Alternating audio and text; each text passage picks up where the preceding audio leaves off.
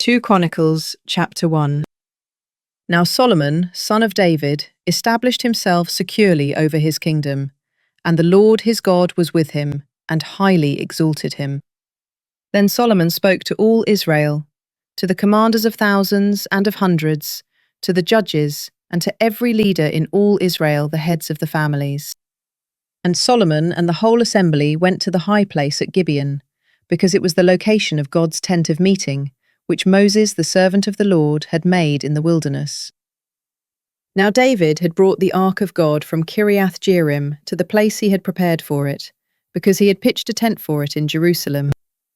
But the bronze altar made by Bezalel, son of Uri, the son of Hur, was in Gibeon, before the tabernacle of the Lord. So Solomon and the assembly inquired of him there. Solomon offered sacrifices there before the Lord on the bronze altar at the tent of meeting, where he offered 1,000 burnt offerings. That night God appeared to Solomon and said, "Ask, and I will give it to you." Solomon replied to God, "You have shown much loving devotion to my father David, and you have made me king in his place. Now, O Lord God, let your promise to my father David be fulfilled, for you have made me king over a people as numerous as the dust of the earth. Now grant me wisdom and knowledge, so that I may lead this people. For who is able to govern this great people of yours?"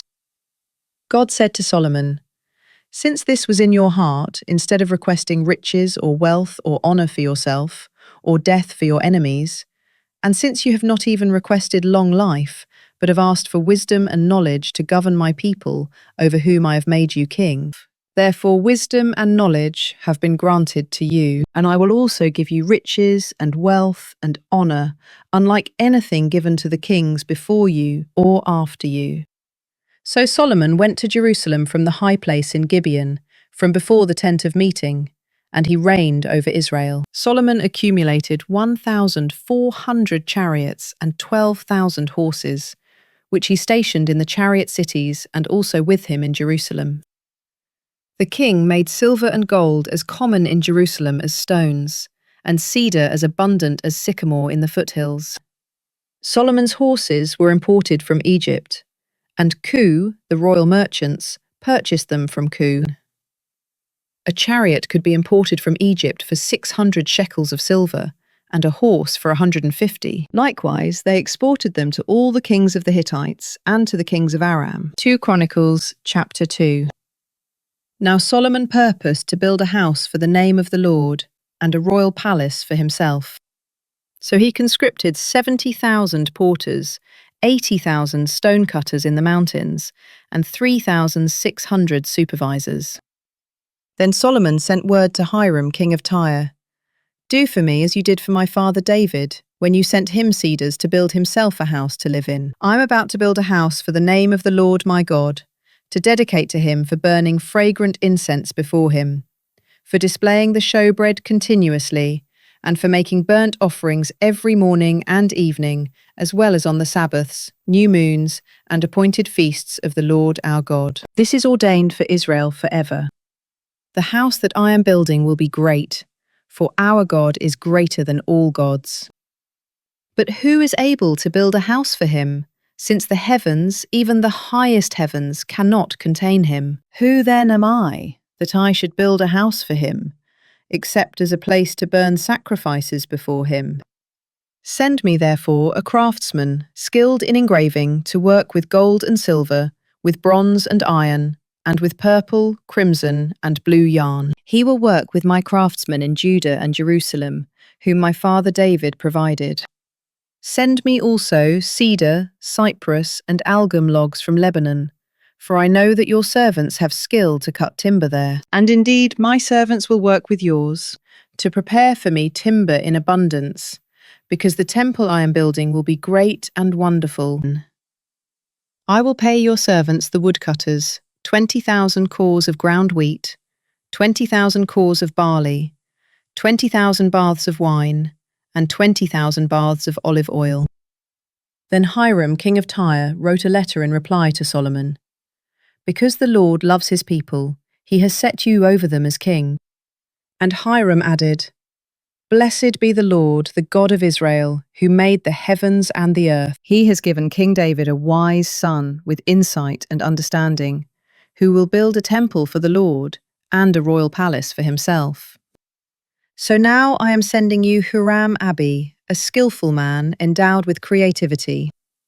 He is the son of a woman from the daughters of Dan, and his father is a man of Tyre. He is skilled in work with gold and silver, bronze and iron, stone and wood, purple, blue, and crimson yarn, and fine linen. He is experienced in every kind of engraving and can execute any design that is given him. He will work with your craftsmen and with those of my lord, your father David. Now let my lord send to his servants the wheat, barley, olive oil, and wine he promised. We will cut logs from Lebanon, as many as you need, and we will float them to you as rafts by sea down to Joppa. Then you can take them up to Jerusalem. Solomon numbered all the foreign men in the land of Israel, following the census his father David had conducted, and there were found to be 153,600 in all. Solomon made 70,000 of them porters, 80,000 stonecutters in the mountains, and 3,600 supervisors. 2 Chronicles chapter 3. Then Solomon began to build the house of the Lord in Jerusalem on Mount Moriah, where the Lord had appeared to his father David. This was the place that David had prepared on the threshing floor of Ornan the Jebusite.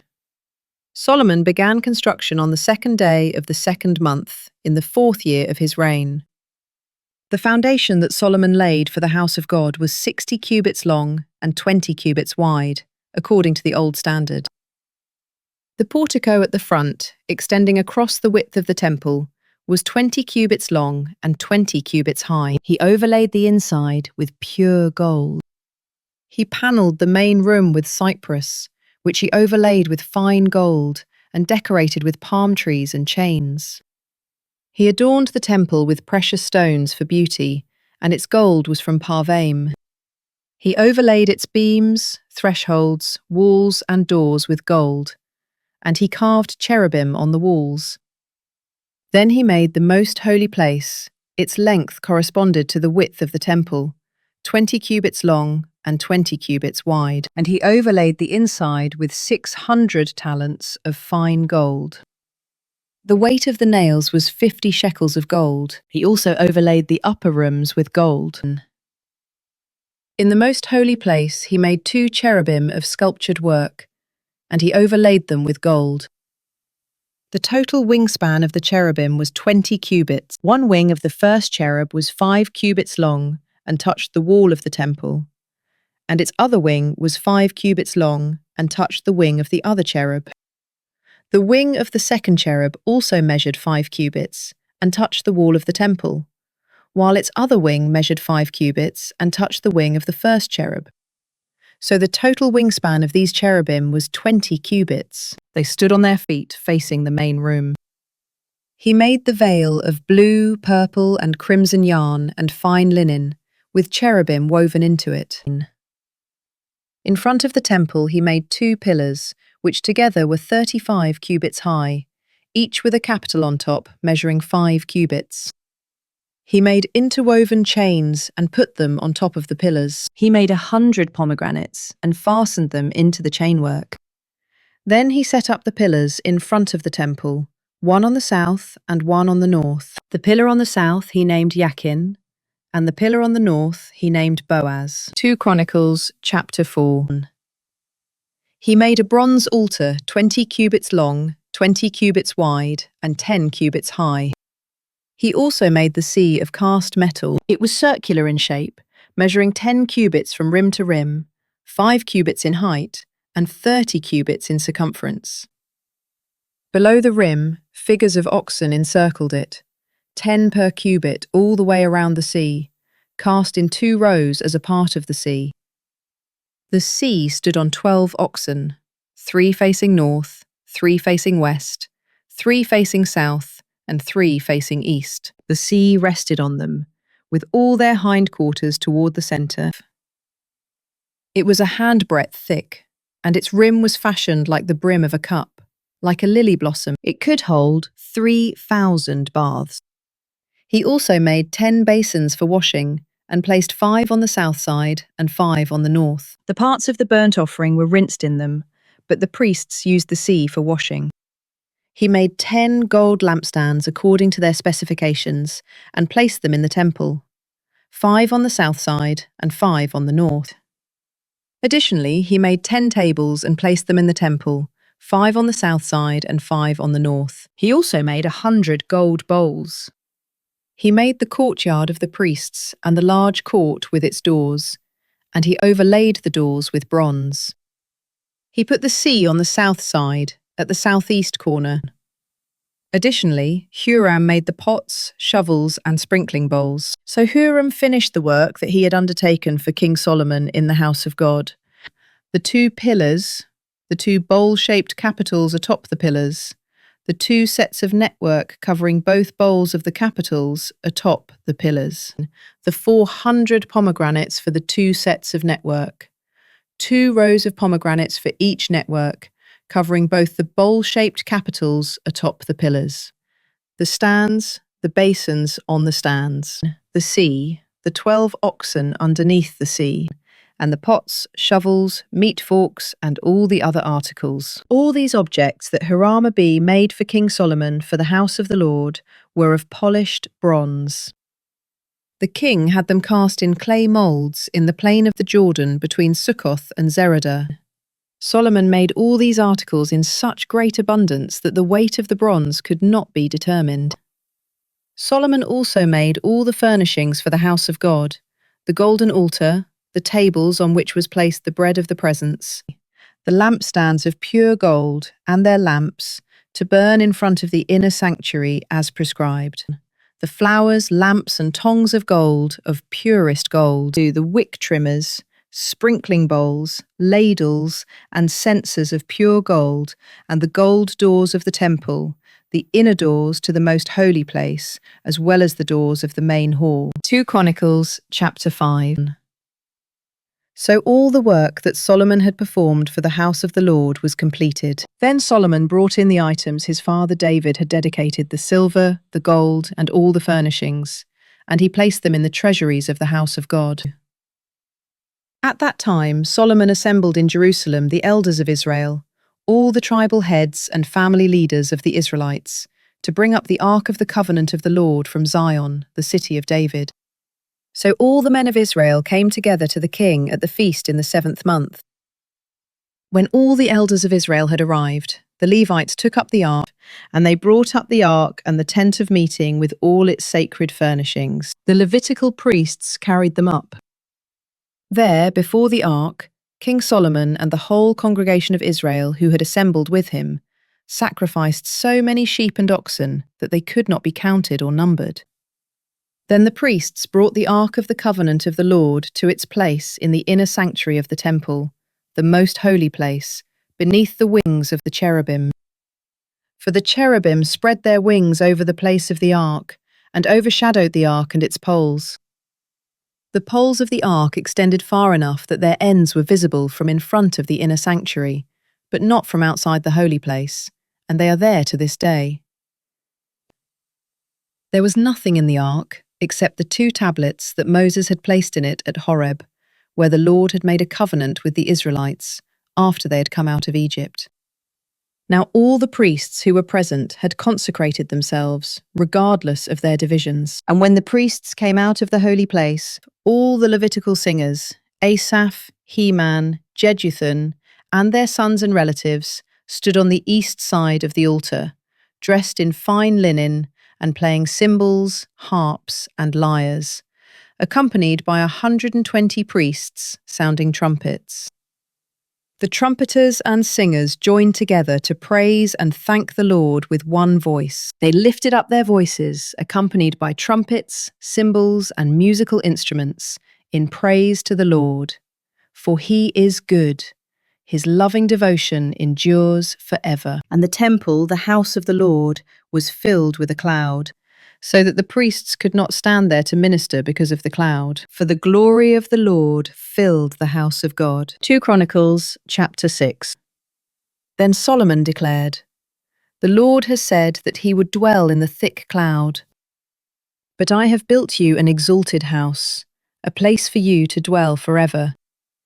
And as the whole assembly of Israel stood there, the king turned around and blessed them all, and said, Blessed be the Lord, the God of Israel, who has fulfilled with his own hand what he spoke with his mouth to my father David, saying, Since the day I brought my people out of the land of Egypt, I have not chosen a city from any tribe of Israel in which to build a house, so that my name would be there.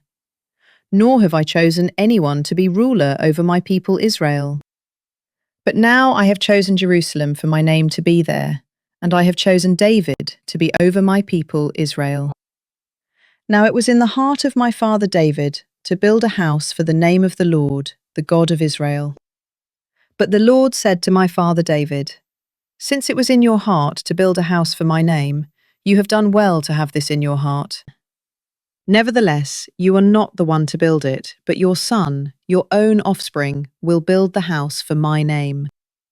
Now the Lord has fulfilled the word that he spoke. I have succeeded my father David, and I sit on the throne of Israel, as the Lord promised. I have built the house for the name of the Lord, the God of Israel. And there I have placed the ark, which contains the covenant of the Lord that he made with the children of Israel. Then Solomon stood before the altar of the Lord in front of the whole assembly of Israel and spread out his hands. Now Solomon had made a bronze platform, 5 cubits long, 5 cubits wide, and 3 cubits high, and had placed it in the middle of the courtyard. He stood on it, knelt down before the whole assembly of Israel, spread out his hands toward heaven, and said, O Lord, God of Israel, there is no God like you in heaven or on earth, keeping your covenant of loving devotion with your servants who walk before you with all their hearts. You have kept your promise to your servant, my father David. What you spoke with your mouth, you have fulfilled with your hand this day. Therefore now, O Lord, God of Israel, keep for your servant, my father David, what you promised when you said, You will never fail to have a man to sit before me on the throne of Israel, if only your descendants guard their way to walk in my law as you have walked before me. And now, O Lord, God of Israel, please confirm what you promised to your servant David. But will God indeed dwell with man upon the earth? The heavens, even the highest heavens, cannot contain you, much less this temple I have built. Yet regard the prayer and plea of your servant, O Lord my God, so that you may hear the cry and the prayer that your servant is praying before you. May your eyes be open toward this temple day and night, toward the place where you said you would put your name, so that you may hear the prayer that your servant prays toward this place. Hear the plea of your servant and of your people Israel, when they pray toward this place. May you hear from heaven, your dwelling place. May you hear and forgive. When a man sins against his neighbour and is required to take an oath, and he comes to take an oath before your altar in this temple, then may you hear from heaven and act. May you judge your servants, condemning the wicked man, by bringing down on his own head what he has done, and justifying the righteous man by rewarding him according to his righteousness. When your people Israel are defeated before an enemy, because they have sinned against you, and they return to you and confess your name, praying and pleading before you in this temple, then may you hear from heaven and forgive the sin of your people Israel. May you restore them to the land you gave to them and their fathers. When the skies are shut and there is no rain, because your people have sinned against you, and they pray toward this place and confess your name, and they turn from their sins because you have afflicted them, then may you hear from heaven and forgive the sin of your servants, your people Israel, so that you may teach them the good way in which they should walk. May you send rain on the land that you gave your people as an inheritance. When famine or plague comes upon the land, or blight or mildew or locusts or grasshoppers, or when their enemies besiege them in their cities, whatever plague or sickness may come, then may whatever prayer or plea your people Israel make, each knowing his own afflictions, and spreading out his hands toward this temple, be heard by you from heaven, your dwelling place. And may you forgive and repay each man according to all his ways, since you know his heart, for you alone know the hearts of men, so that they may fear you and walk in your ways all the days they live in the land that you gave to our fathers. And as for the foreigner, who is not of your people Israel, but has come from a distant land because of your great name and your mighty hand and outstretched arm, when he comes and prays toward this temple, then may you hear from heaven, your dwelling place, and do according to all for which the foreigner calls to you. Then all the peoples of the earth will know your name and fear you, as do your people Israel, and they will know that this house I have built is called by your name. When your people go to war against their enemies, wherever you send them, and when they pray to you in the direction of this city you have chosen, and the house I have built for your name, then may you hear from heaven their prayer and their plea, and may you uphold their cause. When they sin against you, for there is no one who does not sin, and you become angry with them, and deliver them to an enemy who takes them as captives to a land far or near, and when they come to their senses in the land to which they were taken, and they repent and plead with you in the land of their captors, saying, we have sinned and done wrong, we have acted wickedly, and when they return to you with all their heart and soul in the land of the enemies who took them captive, and when they pray in the direction of the land that you gave to their fathers, the city you have chosen, and the house I have built for your name, then may you hear from heaven, your dwelling place, their prayer and pleas, and may you uphold their cause. May you forgive your people who sinned against you. Now, my God, may your eyes be open and your ears attentive to the prayer offered in this place. Now therefore arise, O Lord God, and enter your resting place, you and the ark of your might. May your priests, O Lord God, be clothed with salvation, and may your godly ones rejoice in goodness. O Lord God, do not reject your anointed one. Remember your loving devotion to your servant David. 2 Chronicles chapter 7. When Solomon had finished praying, fire came down from heaven and consumed the burnt offering and the sacrifices, and the glory of the Lord filled the temple. The priests were unable to enter the house of the Lord, because the glory of the Lord had filled it. When all the Israelites saw the fire coming down and the glory of the Lord above the temple, they bowed down on the pavement with their faces to the ground, and they worshipped and gave thanks to the Lord, for he is good. His loving devotion endures forever. Then the king and all the people offered sacrifices before the Lord. And King Solomon offered a sacrifice of 22,000 oxen and 120,000 sheep. So the king and all the people dedicated the house of God. The priests stood at their posts, as did the Levites with the musical instruments of the Lord, which King David had made for giving thanks to the Lord, and with which David had offered praise, saying, for his loving devotion endures forever. Across from the Levites, the priests sounded trumpets, and all the Israelites were standing. Then Solomon consecrated the middle of the courtyard in front of the house of the Lord, and there he offered the burnt offerings and the fat of the peace offerings, since the bronze altar he had made could not hold all these offerings. So at that time, Solomon and all Israel with him, a very great assembly of people, from Lebo Hamath to the brook of Egypt, kept the feast for 7 days. On the 8th day they held a solemn assembly, for the dedication of the altar had lasted 7 days, and the feast 7 days more. On the 23rd day of the 7th month, Solomon sent the people away to their homes, joyful and glad of heart for the good things that the Lord had done for David, for Solomon, and for his people Israel. When Solomon had finished the house of the Lord and the royal palace, successfully carrying out all that was in his heart to do for the house of the Lord and for his own palace, the Lord appeared to him at night and said to him, I have heard your prayer and have chosen this place for myself as a house of sacrifice. If I close the sky so there is no rain, or if I command the locust to devour the land, or if I send a plague among my people, and if my people who are called by my name humble themselves and pray and seek my face and turn from their wicked ways, then I will hear from heaven, forgive their sin, and heal their land. Now my eyes will be open and my ears attentive to the prayers offered in this place. For I have now chosen and consecrated this temple, so that my name may be there forever. My eyes and my heart will be there for all time.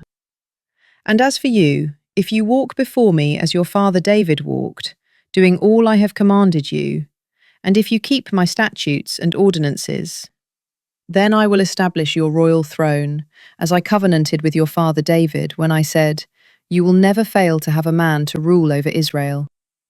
But if you turn away and forsake the statutes and commandments I have set before you, and if you go off to serve and worship other gods, then I will uproot Israel from the soil I have given them, and I will banish from my presence this temple I have sanctified for my name. I will make it an object of scorn and ridicule among all the peoples.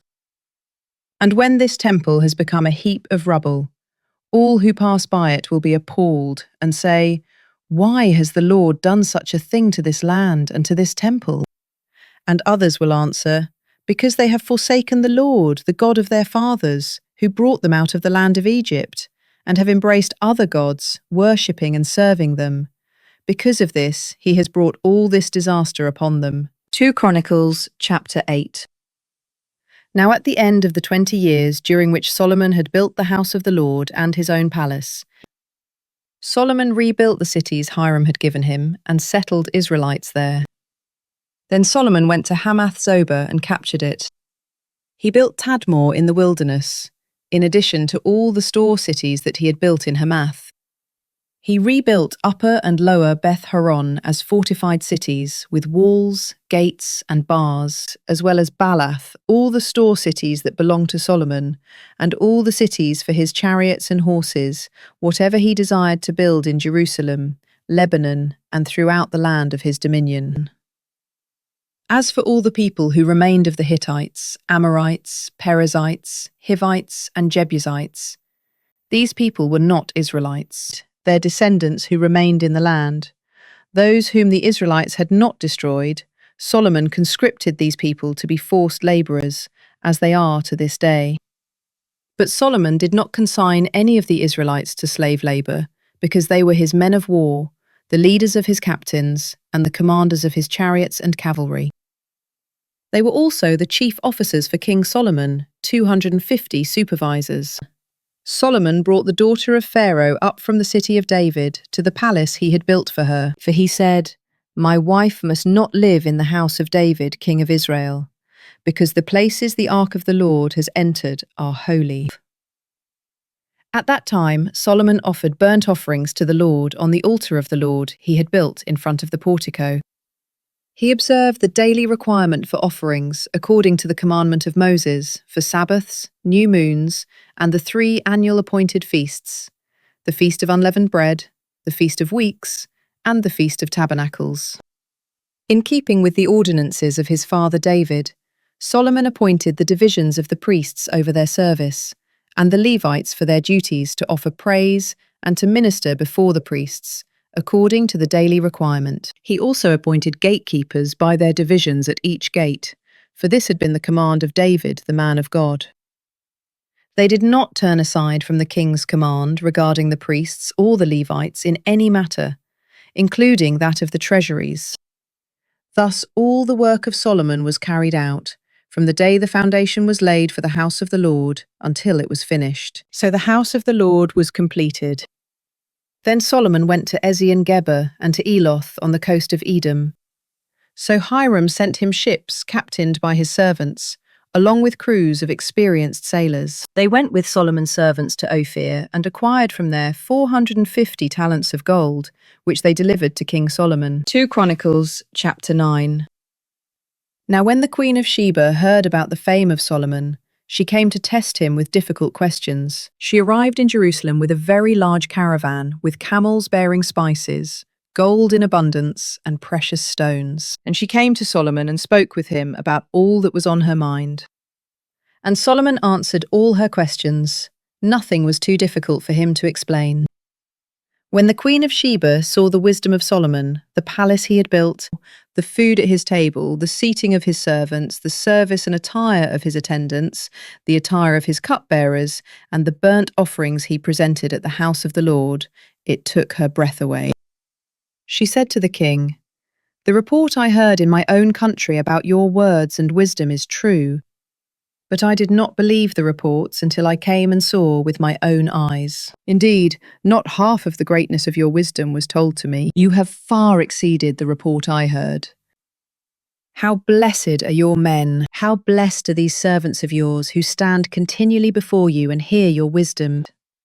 Blessed be the Lord your God, who has delighted in you to set you on his throne to be king for the Lord your God. Because your God loved Israel enough to establish them forever, he has made you king over them to carry out justice and righteousness." Then she gave the king 120 talents of gold, a great quantity of spices, and precious stones. There had never been such spices as those the Queen of Sheba gave to King Solomon.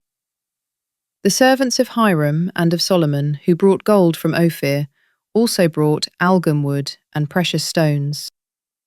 The king made the algum wood into steps for the house of the Lord, and for the king's palace, and into lyres and harps for the singers. Never before had anything like them been seen in the land of Judah. King Solomon gave the Queen of Sheba all she desired, whatever she asked, far more than she had brought the king. Then she left and returned to her own country, along with her servants. The weight of gold that came to Solomon each year was 666 talents, not including the revenue from the merchants and traders. And all the Arabian kings and governors of the land also brought gold and silver to Solomon. King Solomon made 200 large shields of hammered gold. 600 shekels of hammered gold went into each shield.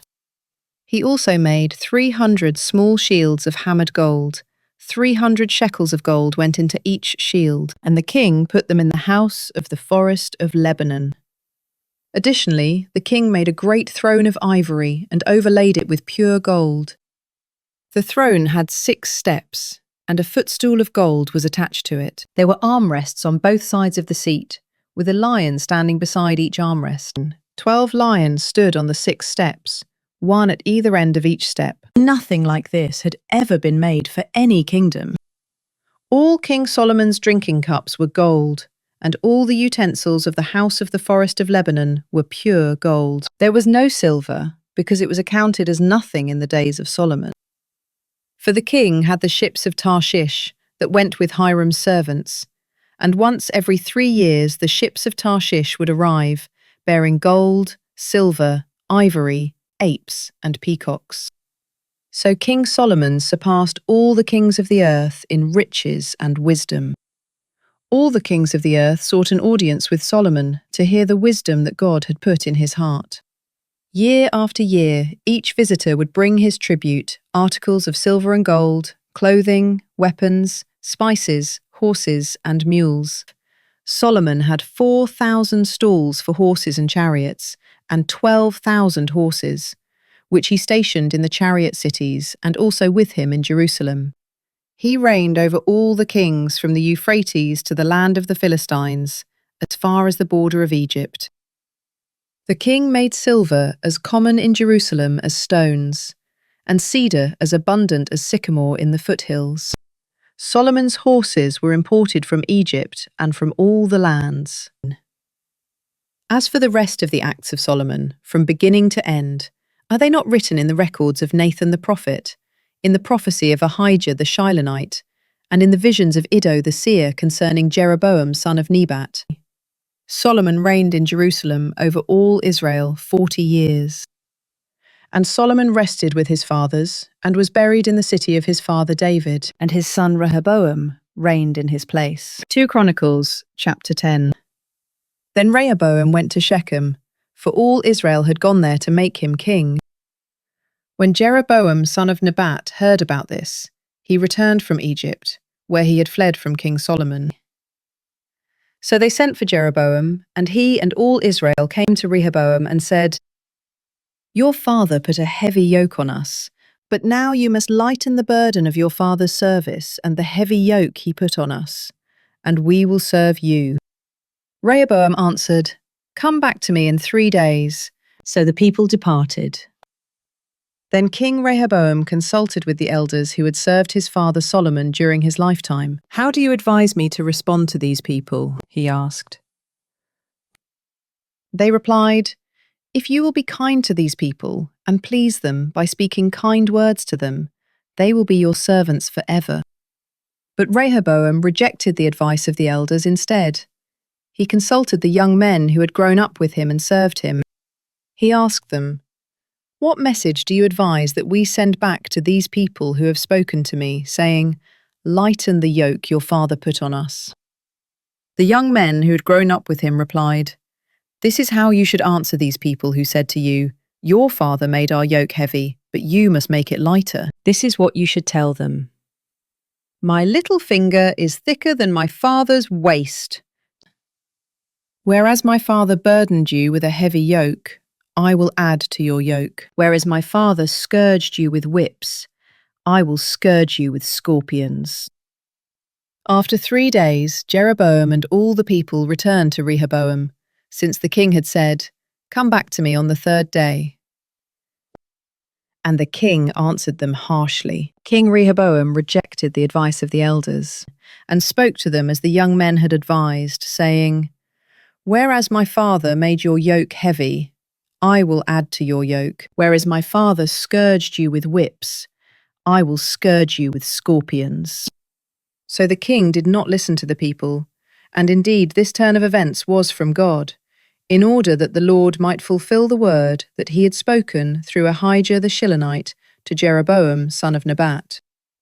When all Israel saw that the king had refused to listen to them, they answered the king, "What portion do we have in David? And what inheritance in the son of Jesse? To your tents, O Israel! Look now to your own house, O David." So all the Israelites went home. But Rehoboam still reigned over the Israelites living in the cities of Judah. Then King Rehoboam sent out Hadoram, who was in charge of the forced labor. But the Israelites stoned him to death, and King Rehoboam mounted his chariot in haste and escaped to Jerusalem. So to this day, Israel has been in rebellion against the house of David. 2 Chronicles, chapter 11.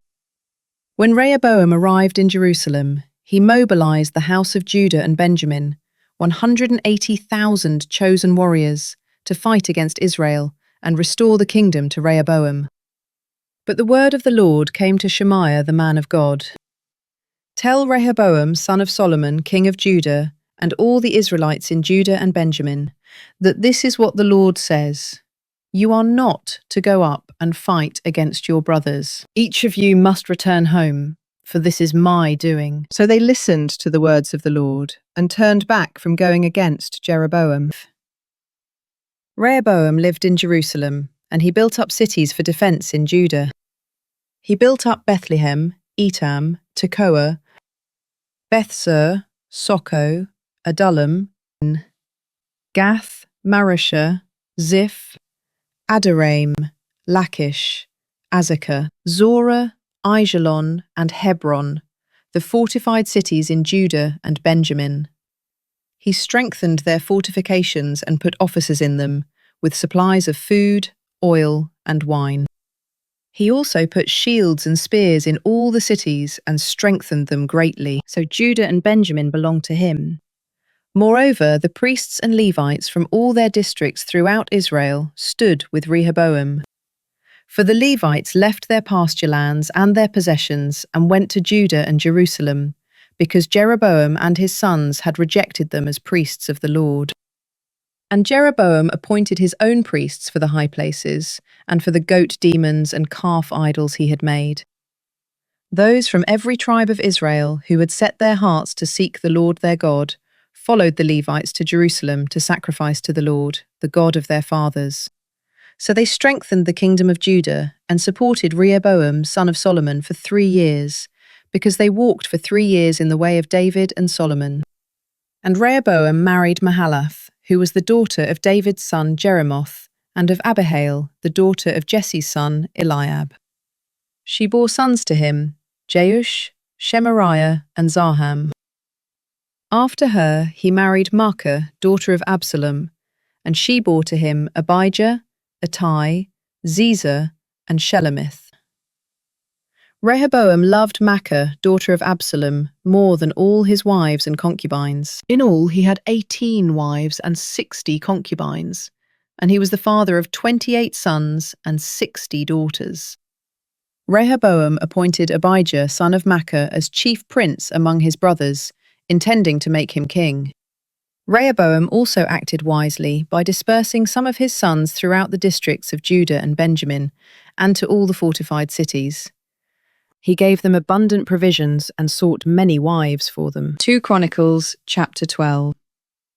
After Rehoboam had established his sovereignty and royal power, he and all Israel with him forsook the law of the Lord.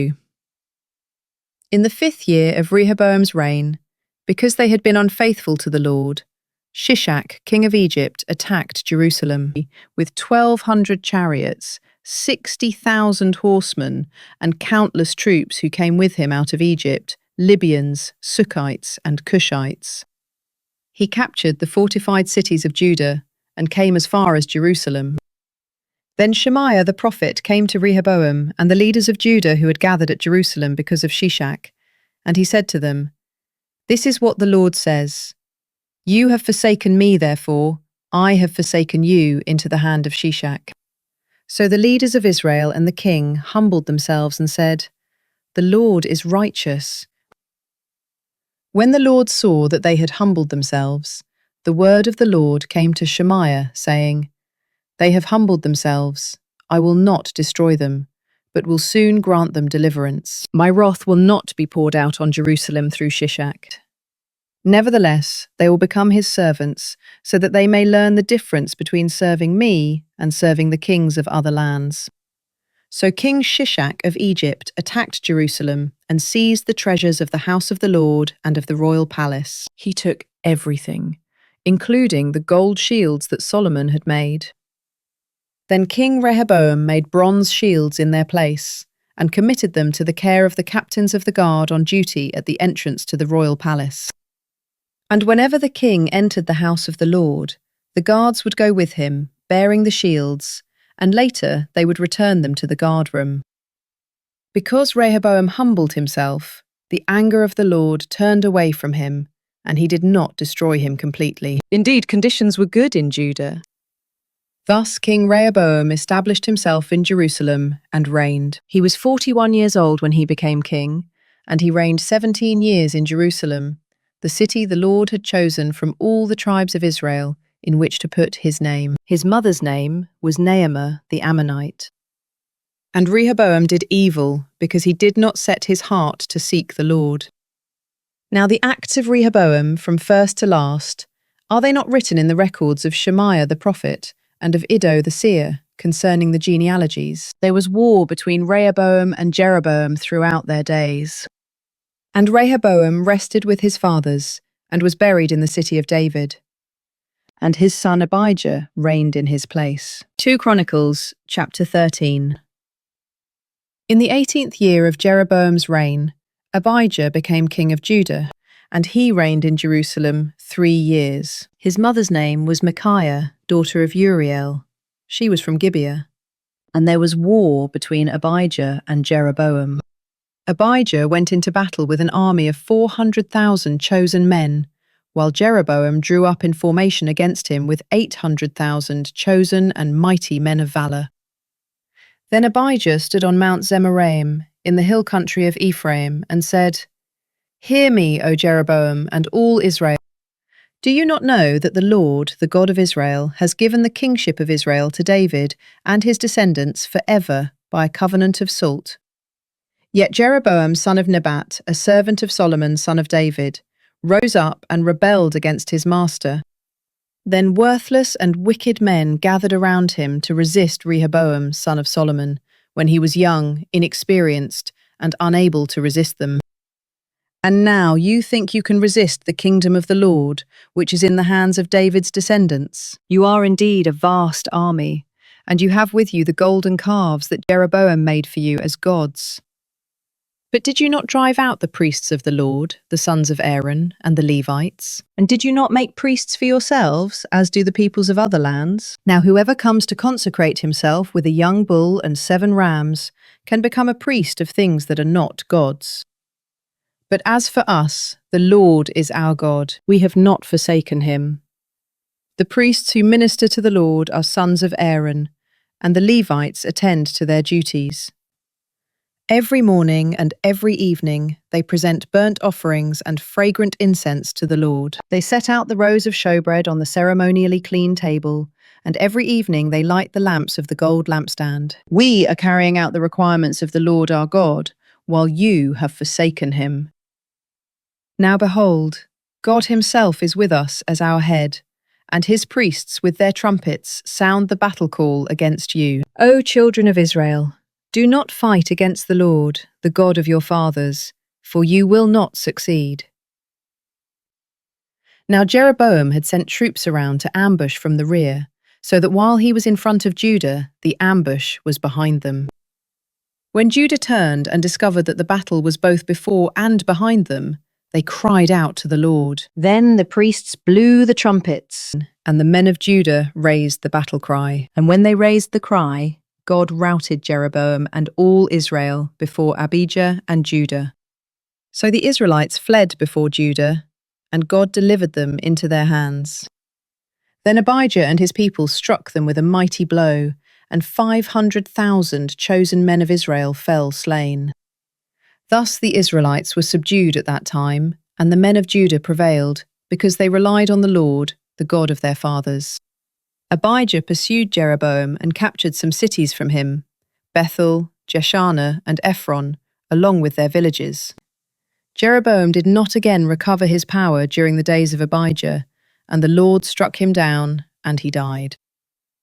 But Abijah grew strong, married 14 wives, and became the father of 22 sons and 16 daughters. Now the rest of the acts of Abijah, along with his ways and his words, are written in the treatise of the prophet Iddo. 2 Chronicles, chapter 14. Then Abijah rested with his fathers, and was buried in the city of David. And his son Asa reigned in his place, and in his days the land was at peace for 10 years. And Asa did what was good and right in the eyes of the Lord his God. He removed the foreign altars and high places, shattered the sacred pillars, and chopped down the Asherah poles. He commanded the people of Judah to seek the Lord, the God of their fathers, and to observe the law and the commandments.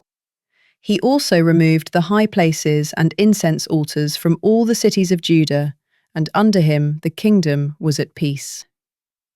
Because the land was at peace, Asa built fortified cities in Judah. In those days no one made war with him, because the Lord had given him rest.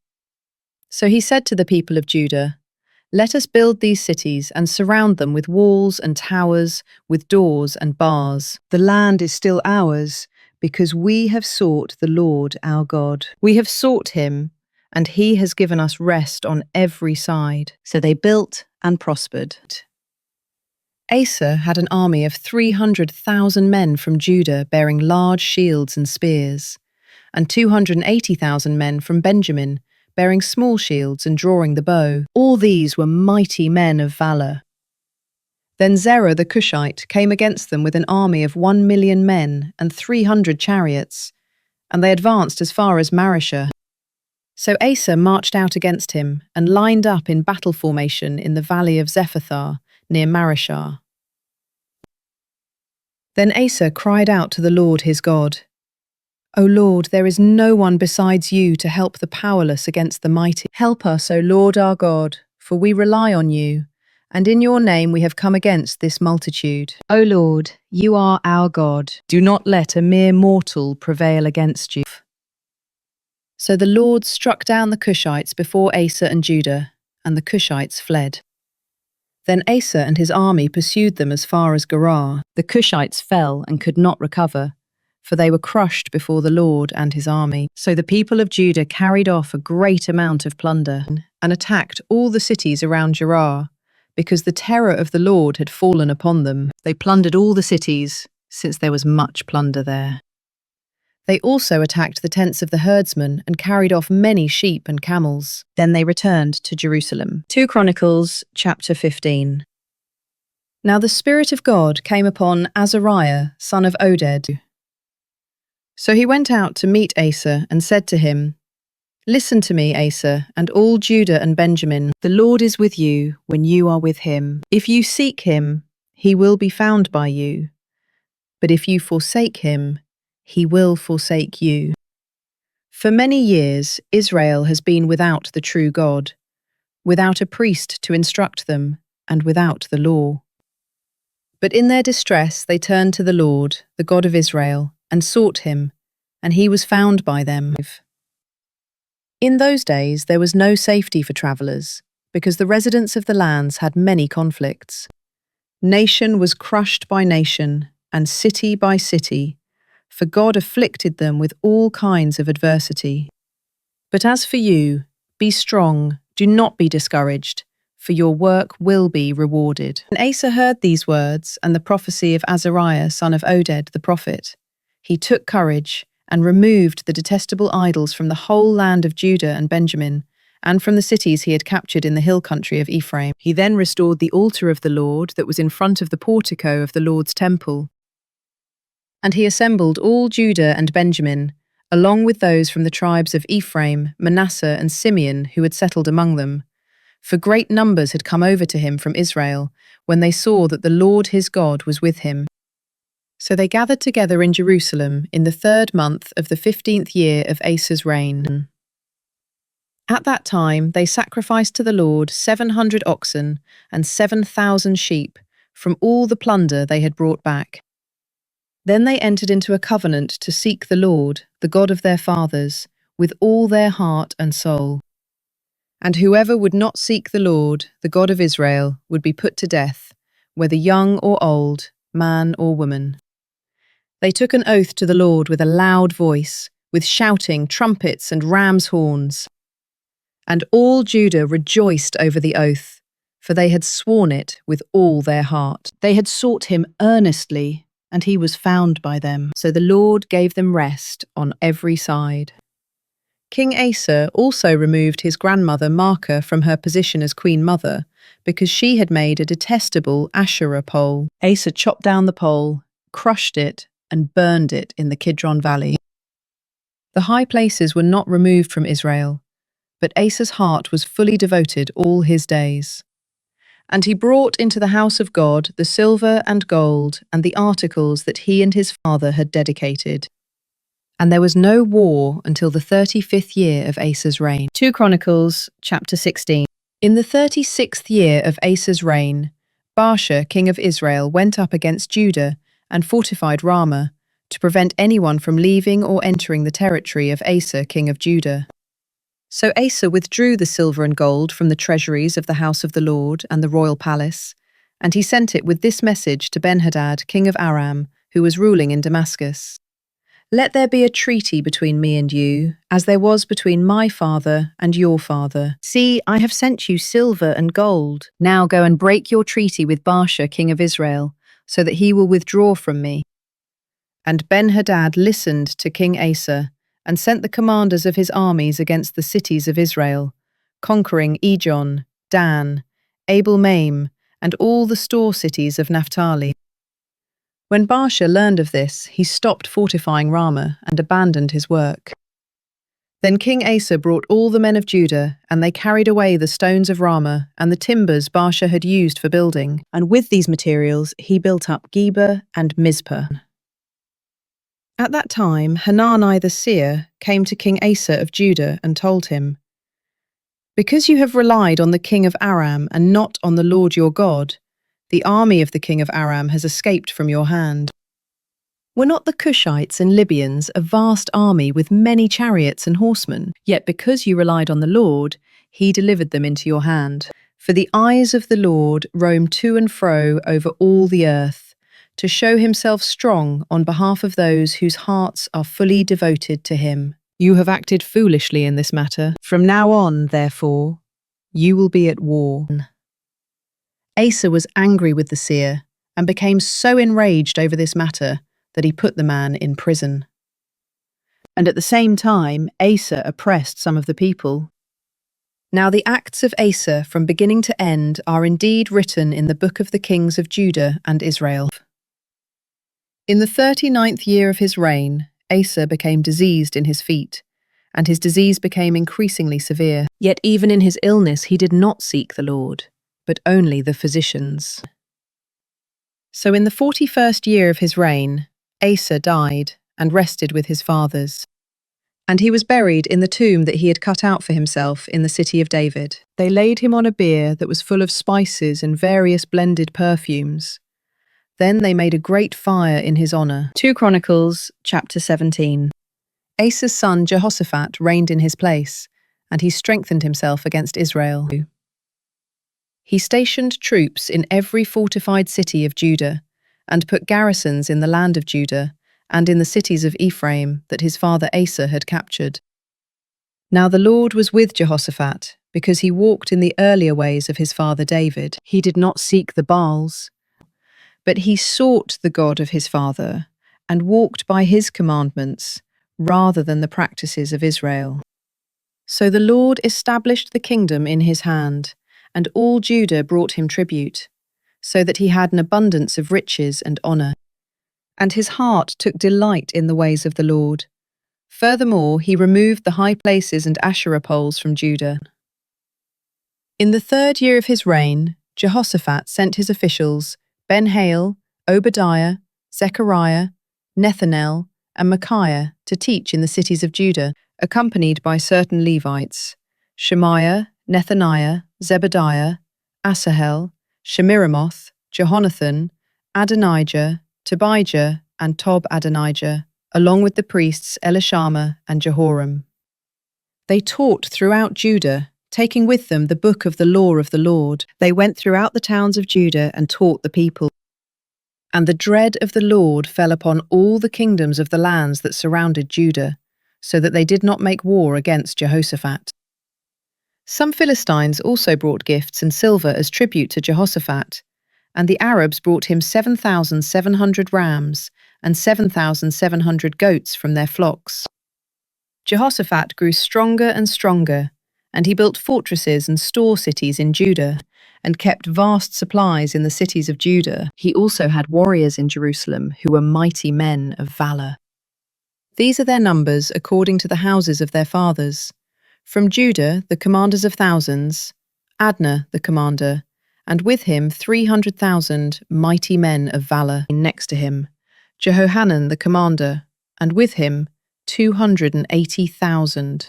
And next to him, Amasiah son of Zikri, the volunteer for the Lord, and with him 200,000 mighty men of valor. From Benjamin Eliada, a mighty man of valor, and with him 200,000 armed with bows and shields. And next to him Jehozabad, and with him 180,000 armed for battle. These were the men who served the king, besides those he stationed in the fortified cities throughout Judah. 2 Chronicles chapter 18. Now Jehoshaphat had an abundance of riches and honor, and he allied himself with Ahab by marriage. And some years later he went down to visit Ahab in Samaria, where Ahab sacrificed many sheep and cattle for him and the people with him, and urged him to march up to Ramoth-Gilead. Ahab, king of Israel, asked Jehoshaphat, king of Judah, "Will you go with me against Ramoth-Gilead?" And Jehoshaphat replied, "I am as you are, and my people are your people. We will join you in the war." But Jehoshaphat also said to the king of Israel, "Please inquire first for the word of the Lord." So the king of Israel assembled the prophets, 400 men, and asked them, "Should we go to war against Ramoth-Gilead, or should we refrain?" "Go up," they replied, "and God will deliver it into the hand of the king." But Jehoshaphat asked, "Is there not still a prophet of the Lord here, of whom we can inquire?" The king of Israel answered, "There is still one man through whom we can inquire of the Lord, but I hate him, because he never prophesies anything good for me, but only bad. He is Micaiah, son of Imlah." "The king should not say that," Jehoshaphat replied. So the king of Israel called one of his officials and said, "Bring Micaiah, son of Imlah, at once." Dressed in royal attire, the king of Israel and Jehoshaphat, king of Judah, were sitting on their thrones at the threshing floor by the entrance of the gate of Samaria, with all the prophets prophesying before them. Now Zedekiah, son of Chenaanah, had made for himself iron horns and declared, "This is what the Lord says. With these you shall gore the Arameans until they are finished off." And all the prophets were prophesying the same, saying, "Go up to Ramoth-Gilead and triumph, for the Lord will deliver it into the hand of the king." Then the messenger who had gone to call Micaiah instructed him, "Behold, with one accord the words of the prophets are favourable to the king, so please let your words be like theirs, and speak favourably." But Micaiah said, "As surely as the Lord lives, I will speak whatever my God tells me." When Micaiah arrived, the king asked him, "Micaiah, should we go to war against Ramoth-Gilead, or should we refrain?" "Go up and triumph," Micaiah replied, "for they will be delivered into your hand." But the king said to him, "How many times must I make you swear not to tell me anything but the truth in the name of the Lord?" So Micaiah declared, "I saw all Israel scattered on the hills like sheep without a shepherd. And the Lord said, 'These people have no master. Let each one return home in peace.'" Then the king of Israel said to Jehoshaphat, "Did I not tell you that he never prophesies good for me, but only bad?" Micaiah continued, "Therefore hear the word of the Lord. I saw the Lord sitting on his throne, and all the host of heaven standing on his right and on his left. And the Lord said, 'Who will entice Ahab, king of Israel, to march up and fall at Ramoth-Gilead?' And one suggested this and another that. Then a spirit came forward, stood before the Lord, and said, 'I will entice him.' 'By what means?' asked the Lord. And he replied, 'I will go out and be a lying spirit in the mouths of all his prophets.' 'You will surely entice him and prevail,' said the Lord. 'Go and do it.' So you see, the Lord has put a lying spirit in the mouths of these prophets of yours, and the Lord has pronounced disaster against you." Then Zedekiah, son of Chenaanah, went up, struck Micaiah in the face, and demanded, "Which way did the Spirit of the Lord go when he departed from me to speak with you?" Micaiah replied, "You will soon see, on that day when you go and hide in an inner room." And the king of Israel declared, "Take Micaiah and return him to Amon, the governor of the city, and to Joash, the king's son, and tell them that this is what the king says. Put this man in prison and feed him only bread and water until I return safely." But Micaiah replied, "If you ever return safely, the Lord has not spoken through me." Then he added, "Take heed, all you people." So the king of Israel and Jehoshaphat, king of Judah, went up to Ramoth-Gilead. And the king of Israel said to Jehoshaphat, "I will disguise myself and go into battle, but you wear your royal robes." So the king of Israel disguised himself and went into battle. Now the king of Aram had ordered his chariot commanders, "Do not fight with anyone, small or great, except the king of Israel." When the chariot commanders saw Jehoshaphat, they said, "This is the king of Israel." So they turned to fight against him. But Jehoshaphat cried out, and the Lord helped him. God drew them away from him. And when the chariot commanders saw that he was not the king of Israel, they turned back from pursuing him. However, a certain man drew his bow without taking special aim, and he struck the king of Israel between the joints of his armor. So the king said to his charioteer, "Turn around and take me out of the battle, for I am badly wounded." The battle raged throughout that day, and the king of Israel propped himself up in his chariot, facing the Arameans until evening, and at sunset he died. 2 Chronicles, chapter 19. When Jehoshaphat, king of Judah, had returned safely to his home in Jerusalem, Jehu, son of Hanani the seer, went out to confront him and said to King Jehoshaphat, "Should you help the wicked and love those who hate the Lord? Because of this, the wrath of the Lord is upon you. However, some good is found in you, for you have removed the Asherah poles from the land and have set your heart on seeking God." Jehoshaphat lived in Jerusalem, and once again he went out among the people from Beersheba to the hill country of Ephraim, and turned them back to the Lord, the God of their fathers. He appointed judges in the land, in each of the fortified cities of Judah. Then he said to the judges, "Consider carefully what you do, for you are not judging for man, but for the Lord, who is with you when you render judgment. And now, may the fear of the Lord be upon you. Be careful what you do, for with the Lord our God there is no injustice, or partiality, or bribery." Moreover, Jehoshaphat appointed in Jerusalem some of the Levites, priests, and heads of the Israelite families to judge on behalf of the Lord and to settle disputes. And they lived in Jerusalem. He commanded them, saying, "You must serve faithfully and wholeheartedly in the fear of the Lord. For every dispute that comes before you from your brothers who dwell in their cities, whether it regards bloodshed or some other violation of law, commandments, statutes, or ordinances, you are to warn them, so that they will not incur guilt before the Lord, and wrath will not come upon you and your brothers. Do this, and you will not incur guilt.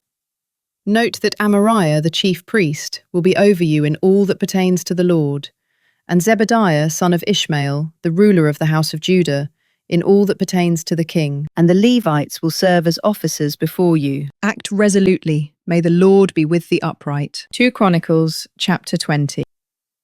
After this, the Moabites and Ammonites, together with some of the Meunites, came to make war against Jehoshaphat. Then some men came and told Jehoshaphat, "A vast army is coming against you from Edom. From beyond the sea they are already in Hazazon Tamar, that is, En-gedi." Jehoshaphat was alarmed and set his face to seek the Lord, and he proclaimed a fast throughout Judah. So the people of Judah gathered to seek the Lord, and indeed they came from all the cities of Judah to seek him. Then Jehoshaphat stood in the assembly of Judah and Jerusalem in the house of the Lord in front of the new courtyard and said, "O Lord, God of our fathers, are you not the God who is in heaven? And do you not rule over all the kingdoms of the nations? Power and might are in your hand, and no one can stand against you.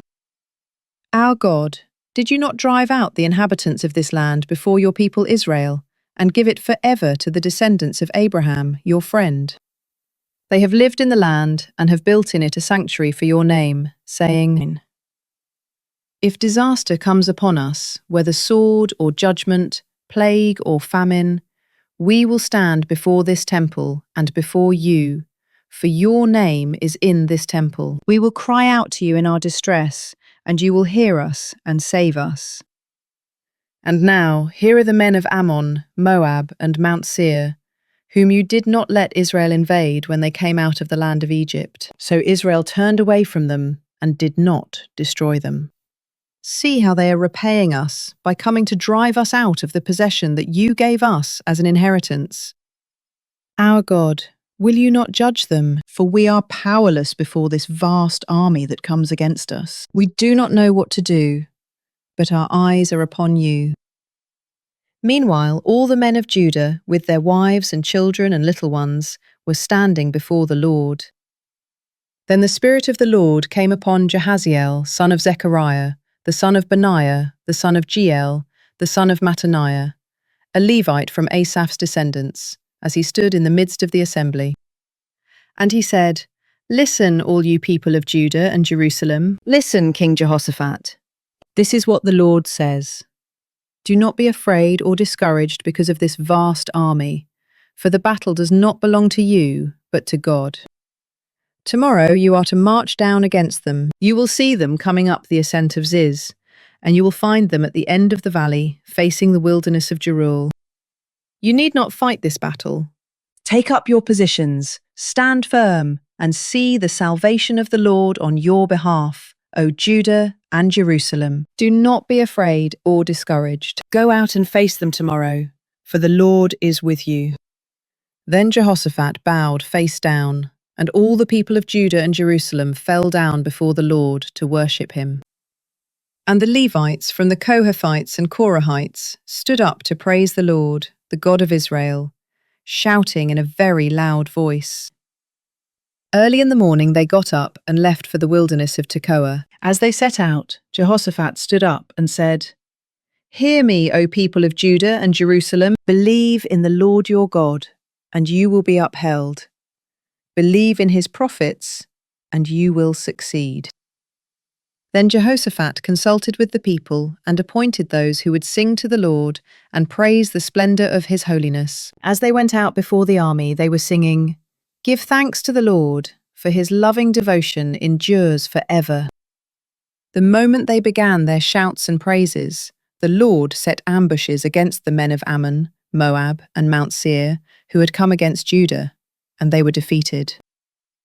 The Ammonites and Moabites rose up against the inhabitants of Mount Seir, devoting them to destruction. And when they had finished off the inhabitants of Seir, they helped to destroy one another.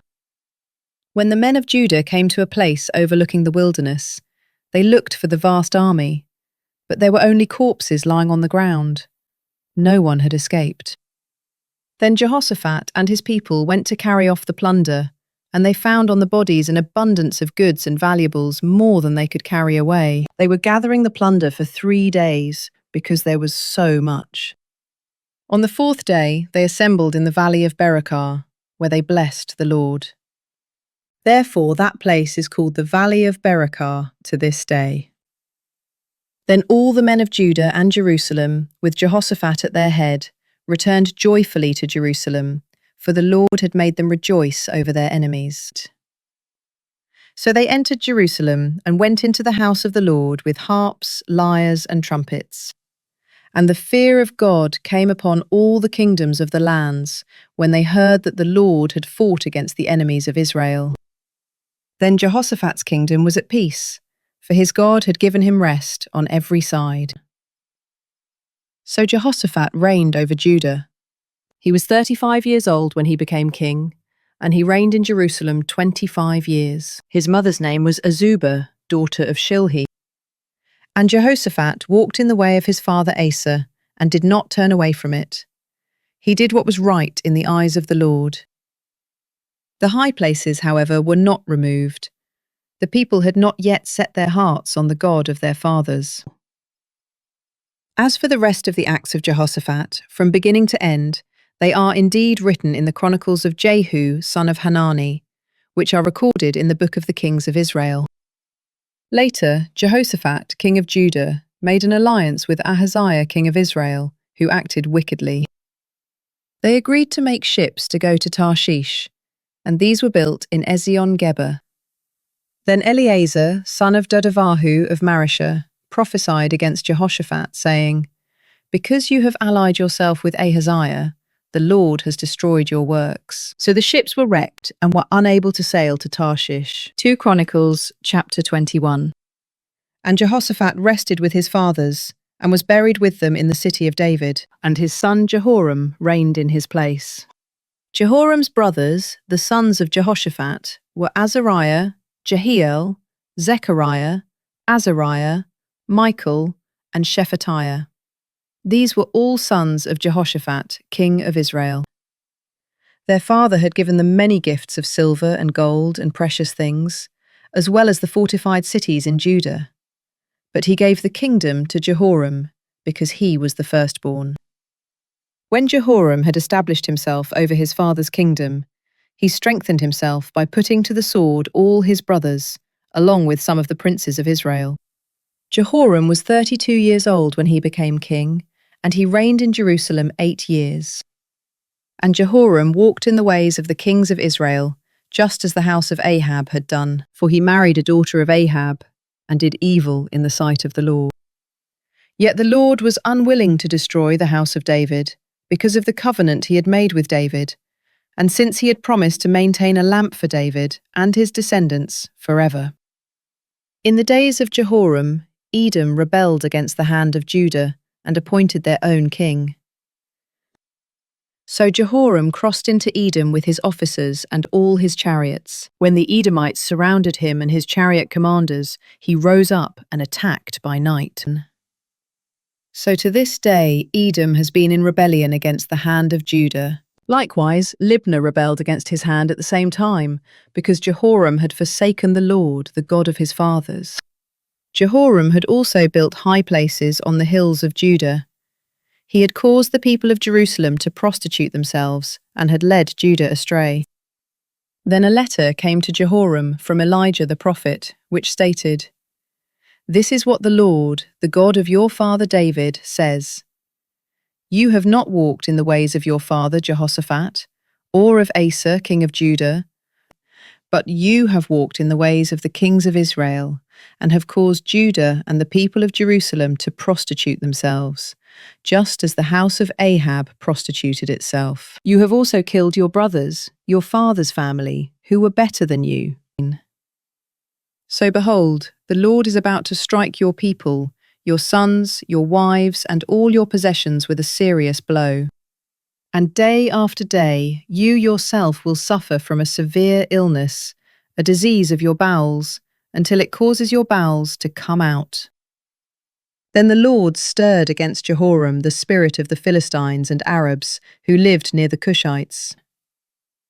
So they went to war against Judah, invaded it, and carried off all the possessions found in the king's palace, along with his sons and wives. Not a son was left to him, except Jehoahaz, his youngest. After all this, the Lord afflicted Jehoram with an incurable disease of the bowels. This continued day after day until 2 full years had passed. Finally, his intestines came out because of his disease, and he died in severe pain. And his people did not make a fire in his honor, as they had done for his fathers. Jehoram was 32 years old when he became king, and he reigned in Jerusalem 8 years. He died, to no one's regret, and was buried in the city of David, but not in the tombs of the kings. 2 Chronicles, chapter 22. Then the people of Jerusalem made Ahaziah, the youngest son of Jehoram, king in his place, since the raiders who had come into the camp with the Arabs had killed all the older sons. So Ahaziah, son of Jehoram, became king of Judah. Ahaziah was 22 years old when he became king, and he reigned in Jerusalem 1 year. His mother's name was Athaliah, the granddaughter of Omri. Ahaziah also walked in the ways of the house of Ahab, for his mother was his counselor in wickedness.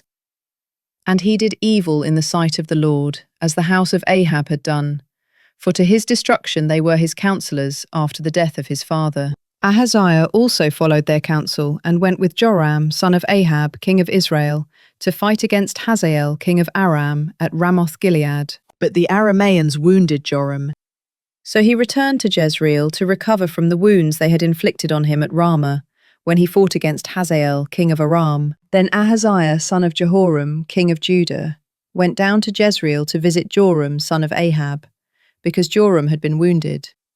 Ahaziah's downfall came from God when he went to visit Joram. When Ahaziah arrived, he went out with Joram to meet Jehu, son of Nimshi, whom the Lord had anointed to destroy the house of Ahab. So while Jehu was executing judgment on the house of Ahab, he found the rulers of Judah and the sons of Ahaziah's brothers who were serving Ahaziah, and he killed them.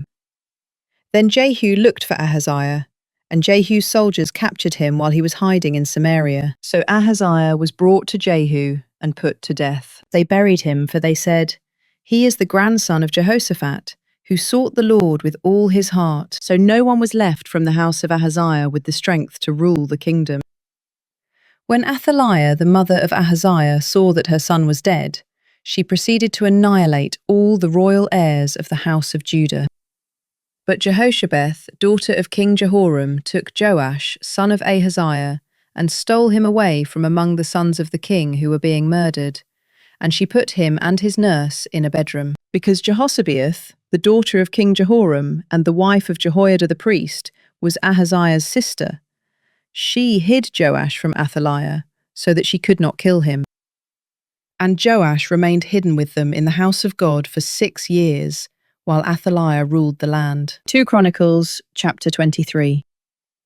Then in the 7th year, Jehoiada strengthened himself and made a covenant with the commanders of hundreds, with Azariah son of Jeroham, Ishmael son of Jehohanan, Azariah son of Obed, Maaseiah son of Adiah, and Elishaphat son of Zichri. So they went throughout Judah and gathered the Levites from all the cities of Judah and the heads of the families of Israel. And when they came to Jerusalem, the whole assembly made a covenant with the king in the house of God. "Behold, the king's son," said Jehoiada. "He must reign, just as the Lord promised concerning the descendants of David. This is what you are to do. A third of you priests and Levites who come on duty on the Sabbath shall keep watch at the doors. A third shall be at the royal palace, and a third at the foundation gate, while all the others are to be in the courtyards of the house of the Lord. No one is to enter the house of the Lord except the priests and those Levites who serve. They may enter because they are consecrated, but all the people are to obey the requirement of the Lord.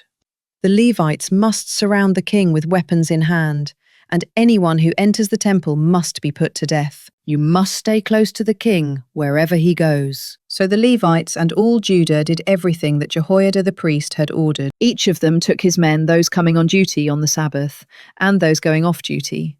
For Jehoiada the priest had not released any of the divisions. Then Jehoiada the priest gave to the commanders of hundreds the spears and the large and small shields of King David that were in the house of God.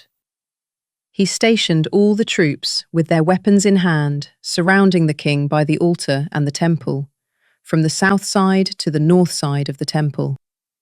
Then Jehoiada and his sons brought out the king's son, put the crown on him, presented him with the testimony, and proclaimed him king. They anointed him and shouted, "Long live the king!"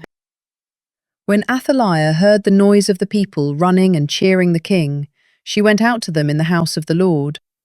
And she looked and saw the king standing by his pillar at the entrance. The officers and trumpeters were beside the king, and all the people of the land were rejoicing and blowing trumpets, while the singers with musical instruments were leading the praises. Then Athaliah tore her clothes and screamed, "Treason! Treason!" And Jehoiada the priest sent out the commanders of hundreds in charge of the army, saying, "Bring her out between the ranks, and put to the sword anyone who follows her." For the priest had said, "She must not be put to death in the house of the Lord."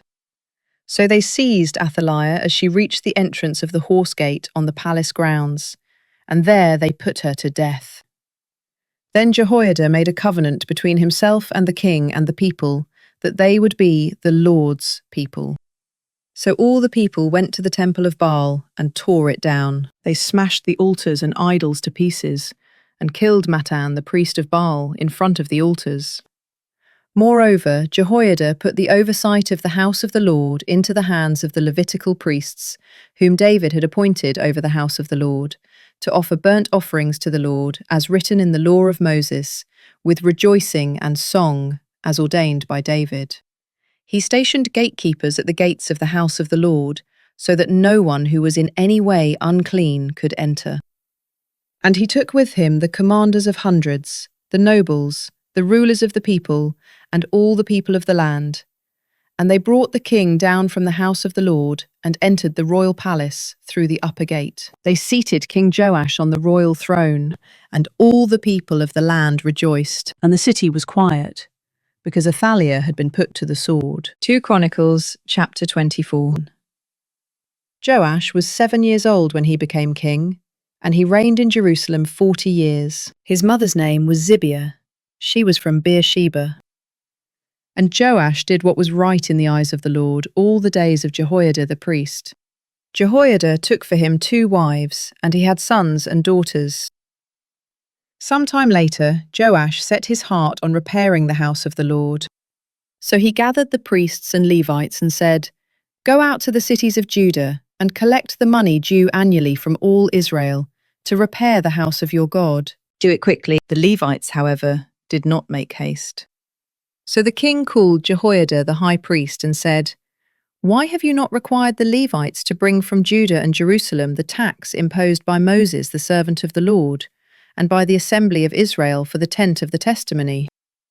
For the sons of that wicked woman Athaliah had broken into the house of God, and had even used the sacred objects of the house of the Lord for the Baals. At the king's command, a chest was made and placed outside, at the gate of the house of the Lord.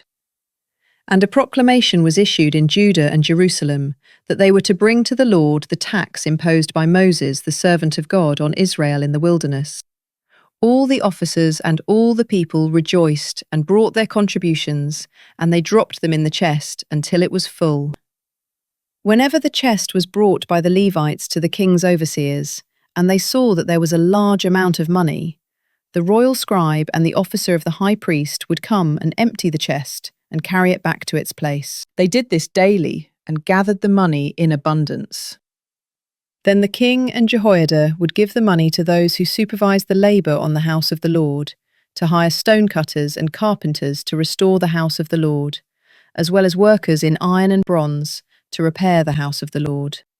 So the workmen laboured, and in their hands the repair work progressed. They restored the house of God according to its specifications, and they reinforced it. When they were finished, they brought the rest of the money to the king and Jehoiada, and with it were made articles for the house of the Lord, utensils for the service, and for the burnt offerings, dishes, and other objects of gold and silver. Throughout the days of Jehoiada, burnt offerings were presented regularly in the house of the Lord. When Jehoiada was old and full of years, he died at the age of 130. And Jehoiada was buried with the kings in the city of David, because he had done what was good in Israel for God and his temple. After the death of Jehoiada, however, the officials of Judah came and paid homage to the king, and he listened to them. They abandoned the house of the Lord, the God of their fathers, and served the Asherah poles and idols. So wrath came upon Judah and Jerusalem for this guilt of theirs. Nevertheless, the Lord sent prophets to bring the people back to him and to testify against them, but they would not listen. Then the Spirit of God came upon Zechariah, son of Jehoiada the priest, who stood up before the people and said to them, "This is what God says. Why do you transgress the commandments of the Lord so that you cannot prosper? Because you have forsaken the Lord, he has forsaken you." But they conspired against Zechariah, and by order of the king they stoned him in the courtyard of the house of the Lord. Thus King Joash failed to remember the kindness that Zechariah's father Jehoiada had extended to him. Instead, Joash killed Jehoiada's son. As he lay dying, Zechariah said, "May the Lord see this and call you to account." In the spring, the army of Aram went to war against Joash. They entered Judah and Jerusalem and destroyed all the leaders of the people, and they sent all the plunder to their king in Damascus. Although the Aramean army had come with only a few men, the Lord delivered into their hand a very great army. Because Judah had forsaken the Lord, the God of their fathers, judgment was executed on Joash. And when the Arameans had withdrawn, they left Joash severely wounded. His own servants conspired against him for shedding the blood of the son of Jehoiada the priest, and they killed him on his bed. So he died and was buried in the city of David, but not in the tombs of the kings. Those who conspired against Joash were Zabad son of Shimeath the Ammonitess, and Jehozabad son of Shimrith the Moabitess. The accounts of the sons of Joash and the many pronouncements about him, and of the restoration of the house of God, are indeed written in the treatise of the Book of the Kings. And his son Amaziah reigned in his place. 2 Chronicles chapter 25. Amaziah was 25 years old when he became king, and he reigned in Jerusalem 29 years. His mother's name was Jehoadan. She was from Jerusalem. And he did what was right in the eyes of the Lord, but not wholeheartedly. As soon as the kingdom was firmly in his grasp, Amaziah executed the servants who had murdered his father the king. Yet he did not put their sons to death, but acted according to what is written in the law, in the book of Moses, where the Lord commanded, "Fathers must not be put to death for their children, and children must not be put to death for their fathers. Each is to die for his own sin." Then Amaziah gathered the people of Judah and assigned them according to their families to commanders of thousands and of hundreds. And he numbered those 20 years of age or older throughout Judah and Benjamin, and found 300,000 chosen men able to serve in the army, bearing the spear and shield. He also hired 100,000 mighty men of valor from Israel for 100 talents of silver. But a man of God came to him and said, "O king, do not let the army of Israel go with you, for the Lord is not with Israel, not with any of the Ephraimites. Even if you go and fight bravely in battle, God will overthrow you before the enemy, for God has power to help and power to overthrow." Amaziah asked the man of God, "What should I do about the 100 talents I have given to the troops of Israel?" And the man of God replied, "The Lord is able to give you much more than this." So Amaziah dismissed the troops who had come to him from Ephraim and sent them home, and they were furious with Judah and returned home in great anger. Amaziah, however, summoned his strength and led his troops to the Valley of Salt, where he struck down 10,000 men of Seir, and the army of Judah also captured 10,000 men alive. They took them to the top of a cliff and threw them down, so that all were dashed to pieces. Meanwhile, the troops that Amaziah had dismissed from battle raided the cities of Judah, from Samaria to Beth-horon. They struck down 3,000 people and carried off a great deal of plunder. When Amaziah returned from the slaughter of the Edomites, he brought back the gods of the Seirites, set them up as his own gods, bowed before them, and burned sacrifices to them. Therefore the anger of the Lord burned against Amaziah, and he sent him a prophet who said, "Why have you sought this people's gods, which could not deliver them from your hand?" While he was still speaking, the king asked, "Have we made you the counselor to the king? Stop! Why be struck down?" So the prophet stopped. But he said, "I know that God has determined to destroy you, because you have done this and have not heeded my advice." Then Amaziah, king of Judah, took counsel and sent word to the king of Israel, Jehoash, son of Jehoahaz, the son of Jehu. "Come, let us meet face to face," he said. But Jehoash, king of Israel, replied to Amaziah, king of Judah, "A thistle in Lebanon sent a message to a cedar in Lebanon, saying, 'Give your daughter to my son in marriage.' Then a wild beast in Lebanon came along and trampled the thistle. You have said, 'Look, I have defeated Edom,' and your heart has become proud and boastful. Now stay at home. Why should you stir up trouble, so that you fall, you and Judah with you?" But Amaziah would not listen, for this had come from God in order to deliver them into the hand of Jehoash, because they had sought the gods of Edom. So Jehoash, king of Israel, advanced, and he and Amaziah, king of Judah, faced each other at Beth-shemesh in Judah. And Judah was routed before Israel, and every man fled to his own home. There at Beth-shemesh, Jehoash, king of Israel, captured Amaziah, king of Judah, the son of Joash, the son of Jehoahaz. Then Jehoash brought him to Jerusalem and broke down the wall of Jerusalem from the Ephraim gate to the corner gate, a section of 400 cubits. He took all the gold and silver and all the articles found in the house of God with Obed-Edom, and in the treasuries of the royal palace, as well as some hostages. Then he returned to Samaria.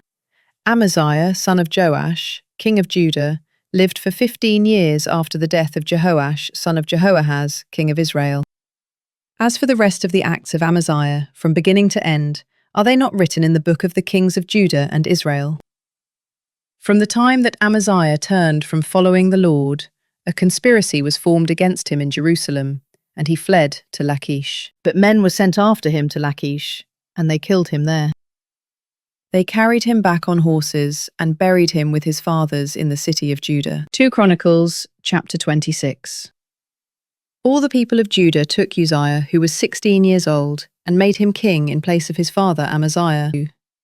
Uzziah was the one who rebuilt Eloth and restored it to Judah after King Amaziah rested with his fathers.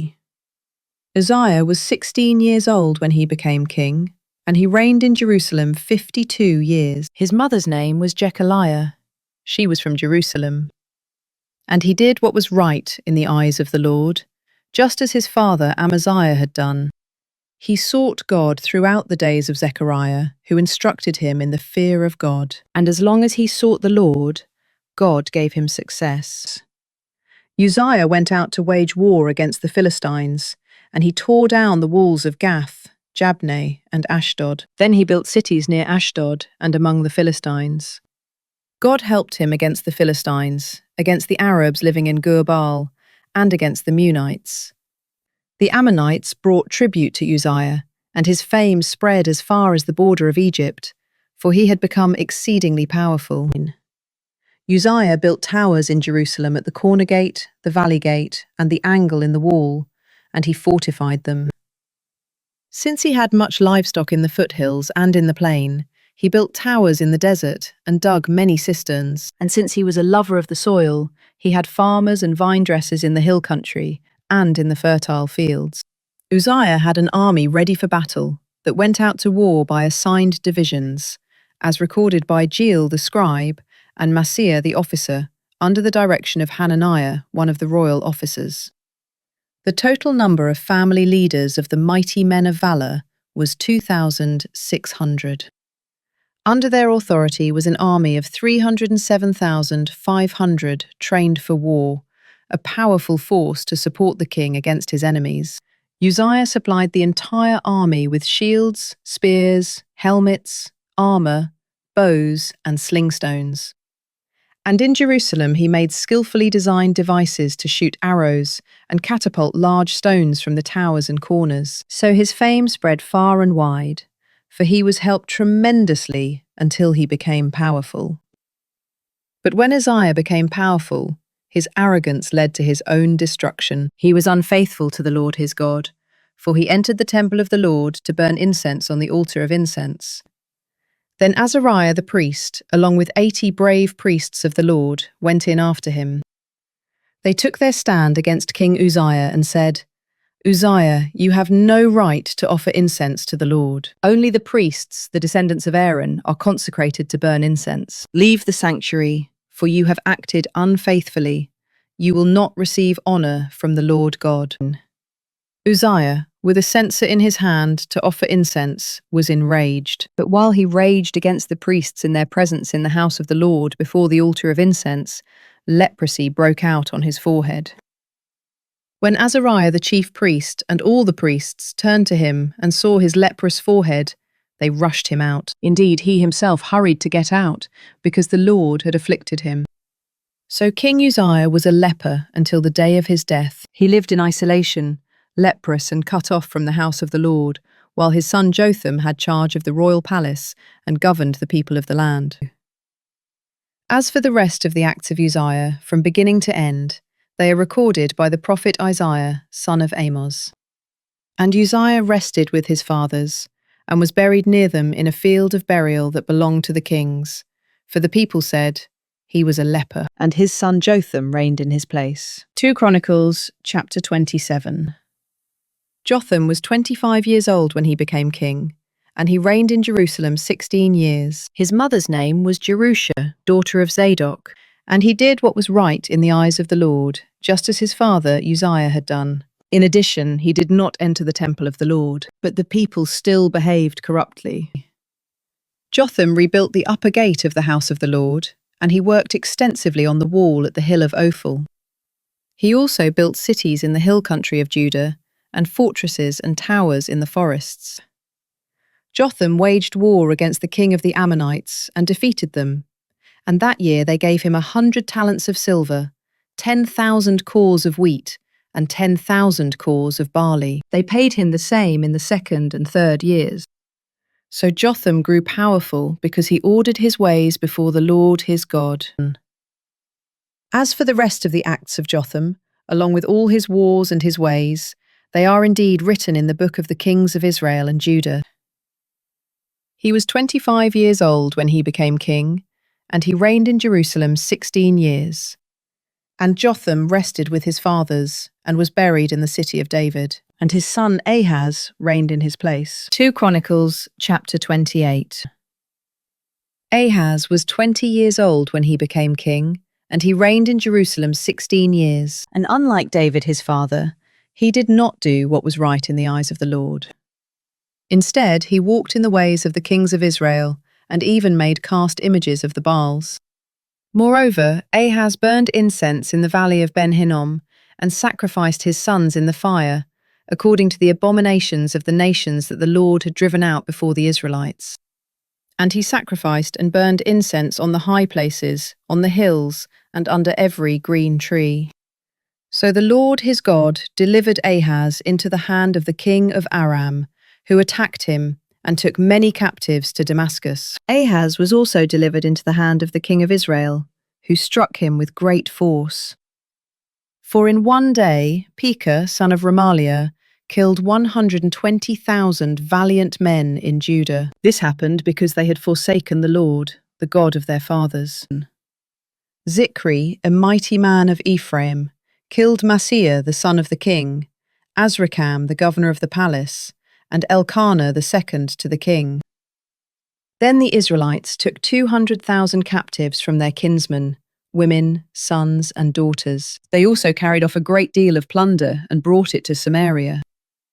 But a prophet of the Lord named Oded was there, and he went out to meet the army that returned to Samaria. Look, he said to them, because of his wrath against Judah, the Lord, the God of your fathers, has delivered them into your hand. But you have slaughtered them in a rage that reaches up to heaven. And now you intend to reduce to slavery the men and women of Judah and Jerusalem. But are you not also guilty before the Lord your God? Now therefore, listen to me, and return the captives you took from your kinsmen, for the fierce anger of the Lord is upon you. Then some of the leaders of the Ephraimites, Azariah son of Jehohanan, Berechiah son of Meshillemoth, Jehizkiah son of Shallum, and Amasa son of Hadlai, stood in opposition to those arriving from the war. You must not bring the captives here, they said, for you are proposing to bring guilt upon us from the Lord, and to add to our sins and our guilt. For our guilt is great, and fierce anger is upon Israel. So the armed men left the captives and the plunder before the leaders and all the assembly. Then the men who were designated by name arose, took charge of the captives, and provided from the plunder clothing for the naked. They clothed them, gave them sandals and food and drink, anointed their wounds, and put all the feeble on donkeys. So they brought them to Jericho, the city of palms, to their brothers. Then they returned to Samaria. At that time, King Ahaz sent for help from the king of Assyria. The Edomites had again come and attacked Judah and carried away captives. The Philistines had also raided the cities of the foothills and the Negev of Judah, capturing and occupying Beth-Shemesh, Aijalon, and Gederoth, as well as Soko, Timnah, and Gimzo with their villages.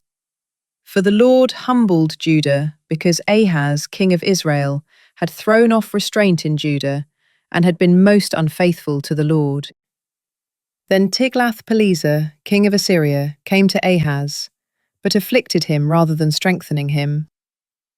Although Ahaz had taken a portion from the house of the Lord, from the royal palace, and from the princes, and had presented it to the king of Assyria, it did not help him. In the time of his distress, King Ahaz became even more unfaithful to the Lord. He sacrificed to the gods of Damascus who had defeated him, and he said, "Because the gods of the kings of Aram have helped them, I will sacrifice to them, that they may help me." But these gods were the downfall of Ahaz and of all Israel. Then Ahaz gathered up the articles of the house of God, cut them into pieces, shut the doors of the house of the Lord, and set up altars of his own on every street corner in Jerusalem. In every city of Judah he built high places to offer incense to other gods, and so he provoked the Lord, the God of his fathers. As for the rest of the acts of Ahaz and all his ways, from beginning to end, they are indeed written in the book of the kings of Judah and Israel. And Ahaz rested with his fathers and was buried in the city of Jerusalem. But he was not placed in the tombs of the kings of Israel, and his son Hezekiah reigned in his place. 2 Chronicles chapter 29. Hezekiah was 25 years old when he became king, and he reigned in Jerusalem 29 years. His mother's name was Abijah, the daughter of Zechariah. And he did what was right in the eyes of the Lord, just as his father David had done. In the first month of the first year of his reign, Hezekiah opened and repaired the doors of the house of the Lord. Then he brought in the priests and Levites and gathered them in the square on the east side. "Listen to me, O Levites," he said. "Consecrate yourselves now and consecrate the house of the Lord, the God of your fathers. Remove from the holy place every impurity. For our fathers were unfaithful and did evil in the sight of the Lord our God. They abandoned him, turned their faces away from the dwelling place of the Lord, and turned their backs on him. They also shut the doors of the portico and extinguished the lamps. They did not burn incense or present burnt offerings in the holy place of the God of Israel. Therefore the wrath of the Lord has fallen upon Judah and Jerusalem, and he has made them an object of terror, horror, and scorn, as you can see with your own eyes. For behold, this is why our fathers have fallen by the sword, and our sons and daughters and wives are in captivity. Now it is in my heart to make a covenant with the Lord, the God of Israel, so that his fierce anger will turn away from us. Now, my sons, do not be negligent, for the Lord has chosen you to stand before him, to serve him, to minister before him, and to burn incense." Then the Levites set to work, Mahath son of Amasai and Joel son of Azariah from the Kohathites, Kish son of Abdi and Azariah son of Jehalelel from the Merarites, Joah son of Zimmer and Eden son of Joah from the Gershonites, Shimri and Jewel from the Elizaphanites, Zechariah and Mattaniah from the Asaphites, Jehiel and Shimei from the Hemanites, and Shemaiah and Uzziel from the Jeduthunites. When they had assembled their brothers and consecrated themselves, they went in to cleanse the house of the Lord, according to the command of the king, by the words of the Lord. So the priests went inside the house of the Lord to cleanse it, and they brought out to the courtyard all the unclean things that they found in the temple of the Lord. Then the Levites took these things and carried them out to the Kidron Valley. They began the consecration on the first day of the first month, and on the 8th day of the month they reached the portico of the Lord. For 8 more days they consecrated the house of the Lord itself, finishing on the 16th day of the first month. Then they went in to King Hezekiah and reported, "We have cleansed the entire house of the Lord, the altar of burnt offering with all its utensils, and the table of the showbread with all its utensils. Moreover, we have prepared and consecrated all the articles that King Ahaz in his unfaithfulness cast aside during his reign. They are now in front of the altar of the Lord." Early the next morning, King Hezekiah gathered the city officials and went up to the house of the Lord. They brought 7 bulls, 7 rams, 7 lambs, and 7 male goats as a sin offering for the kingdom, for the sanctuary, and for Judah. And the king commanded the priests, the descendants of Aaron, to offer them on the altar of the Lord. So they slaughtered the bulls, and the priests took the blood and splattered it on the altar. They slaughtered the rams and splattered the blood on the altar. And they slaughtered the lambs and splattered the blood on the altar. Then they brought the goats for the sin offering before the king and the assembly, who laid their hands on them. And the priests slaughtered the goats and put their blood on the altar for a sin offering, to make atonement for all Israel, because the king had ordered the burnt offering and the sin offering for all Israel. Hezekiah stationed the Levites in the house of the Lord with cymbals, harps, and lyres, according to the command of David, of Gad the king's seer, and of Nathan the prophet. For the command had come from the Lord through his prophets. The Levites stood with the instruments of David, and the priests with the trumpets. And Hezekiah ordered that the burnt offering be sacrificed on the altar. When the burnt offering began, the song of the Lord and the trumpets began as well, accompanied by the instruments of David, king of Israel. The whole assembly was worshipping, the singers were singing, and the trumpeters were playing. All this continued until the burnt offering was completed.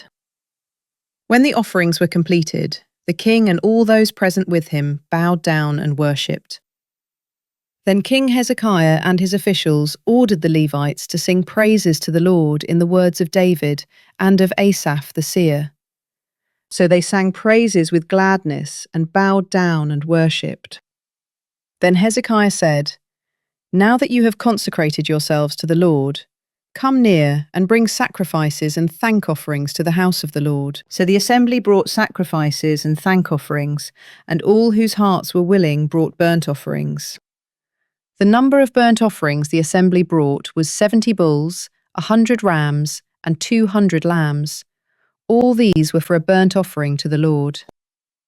And the consecrated offerings were 600 bulls and 3,000 sheep. However, since there were not enough priests to skin all the burnt offerings, their Levite brothers helped them until the work was finished, and until the priests had consecrated themselves. For the Levites had been more diligent in consecrating themselves than the priests had been. Furthermore, the burnt offerings were abundant, along with the fat of the peace offerings and the drink offerings for the burnt offerings. So the service of the house of the Lord was established. Then Hezekiah and all the people rejoiced at what God had prepared for the people, because everything had been accomplished so quickly. 2 Chronicles chapter 30. Then Hezekiah sent word throughout all Israel and Judah, and he also wrote letters to Ephraim and Manasseh, inviting them to come to the house of the Lord in Jerusalem to keep the Passover of the Lord, the God of Israel. For the king and his officials and the whole assembly in Jerusalem had decided to keep the Passover in the 2nd month, since they had been unable to keep it at the regular time, because not enough priests had consecrated themselves, and the people had not been gathered in Jerusalem. This plan pleased the king and the whole assembly. So they established a decree to circulate a proclamation throughout Israel, from Beersheba to Dan, that the people should come to keep the Passover of the Lord, the God of Israel, in Jerusalem, for they had not observed it in great numbers as prescribed.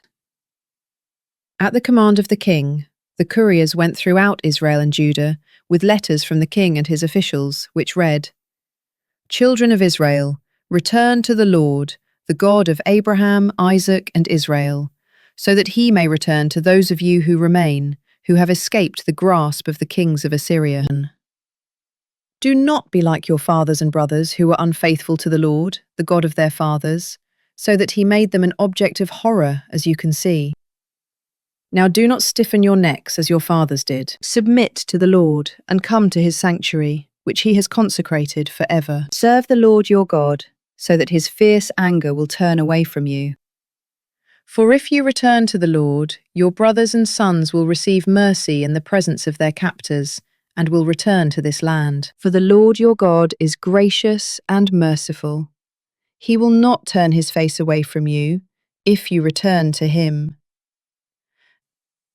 And the couriers travelled from city to city through the land of Ephraim and Manasseh, as far as Zebulun. But the people scorned and mocked them. Nevertheless, some from Asher, Manasseh, and Zebulun humbled themselves and came to Jerusalem. Moreover, the power of God was on the people in Judah to give them one heart to obey the command of the king and his officials, according to the word of the Lord. In the 2nd month, a very great assembly gathered in Jerusalem to celebrate the feast of unleavened bread. They proceeded to remove the altars in Jerusalem and to take away the incense altars and throw them into the Kidron Valley. And on the 14th day of the 2nd month, they slaughtered the Passover lamb. The priests and Levites were ashamed, and they consecrated themselves and brought burnt offerings to the house of the Lord. They stood at their prescribed posts, according to the law of Moses, the man of God. The priests splattered the blood, which they received from the hand of the Levites. Since there were many in the assembly who had not consecrated themselves, the Levites were in charge of slaughtering the Passover lambs for every unclean person to consecrate the lambs to the Lord. A large number of the people, many from Ephraim, Manasseh, Issachar, and Zebulun, had not purified themselves, yet they ate the Passover, contrary to what was written. But Hezekiah interceded for them, saying, "May the Lord, who is good, provide atonement for everyone who sets his heart on seeking God the Lord, the God of his fathers, even if he is not cleansed according to the purification rules of the sanctuary." And the Lord heard Hezekiah and healed the people. The Israelites who were present in Jerusalem celebrated the feast of unleavened bread for 7 days with great joy, and the Levites and priests praised the Lord day after day accompanied by loud instruments of praise to the Lord. And Hezekiah encouraged all the Levites who performed skillfully before the Lord. For 7 days they ate their assigned portion, sacrificing peace offerings and giving thanks to the Lord, the God of their fathers. The whole assembly agreed to observe 7 more days, so they observed 7 days with joy. For Hezekiah, king of Judah, contributed 1,000 bulls and 7,000 sheep for the assembly, and the officials contributed 1,000 bulls and 10,000 sheep for the assembly, and a great number of priests consecrated themselves. Then the whole assembly of Judah rejoiced, along with the priests and Levites, and the whole assembly that had come from Israel, including the foreigners who had come from Israel, and those who lived in Judah. So there was great rejoicing in Jerusalem, for nothing like this had happened there since the days of Solomon, son of David, king of Israel. Then the priests and the Levites stood to bless the people, and God heard their voice, and their prayer came into his holy dwelling place in heaven. 2 Chronicles chapter 31. When all this had ended, the Israelites in attendance went out to the cities of Judah and broke up the sacred pillars, chopped down the Asherah poles, and tore down the high places and altars throughout Judah and Benjamin, as well as in Ephraim and Manasseh, until they had utterly destroyed them all. Then all the Israelites returned to their cities, each to his own property. Hezekiah re-established the divisions of the priests and Levites, each of them according to their duties as priests or Levites, for the burnt offerings and peace offerings, for ministry, for giving thanks, and for singing praises at the gates of the Lord's dwelling.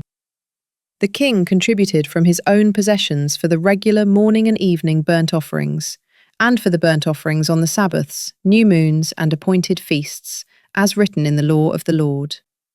Moreover, he commanded the people living in Jerusalem to make a contribution for the priests and Levites, so that they could devote themselves to the law of the Lord. As soon as the order went out, the Israelites generously provided the firstfruits of the grain, new wine, oil, and honey, and of all the produce of the field, and they brought in an abundance, a tithe of everything. And the Israelites and Judahites who lived in the cities of Judah also brought a tithe of their herds and flocks, and a tithe of the holy things consecrated to the Lord their God, and they laid them in large heaps. In the 3rd month they began building up the heaps, and they finished in the 7th month. When Hezekiah and his officials came and viewed the heaps, they blessed the Lord and his people Israel.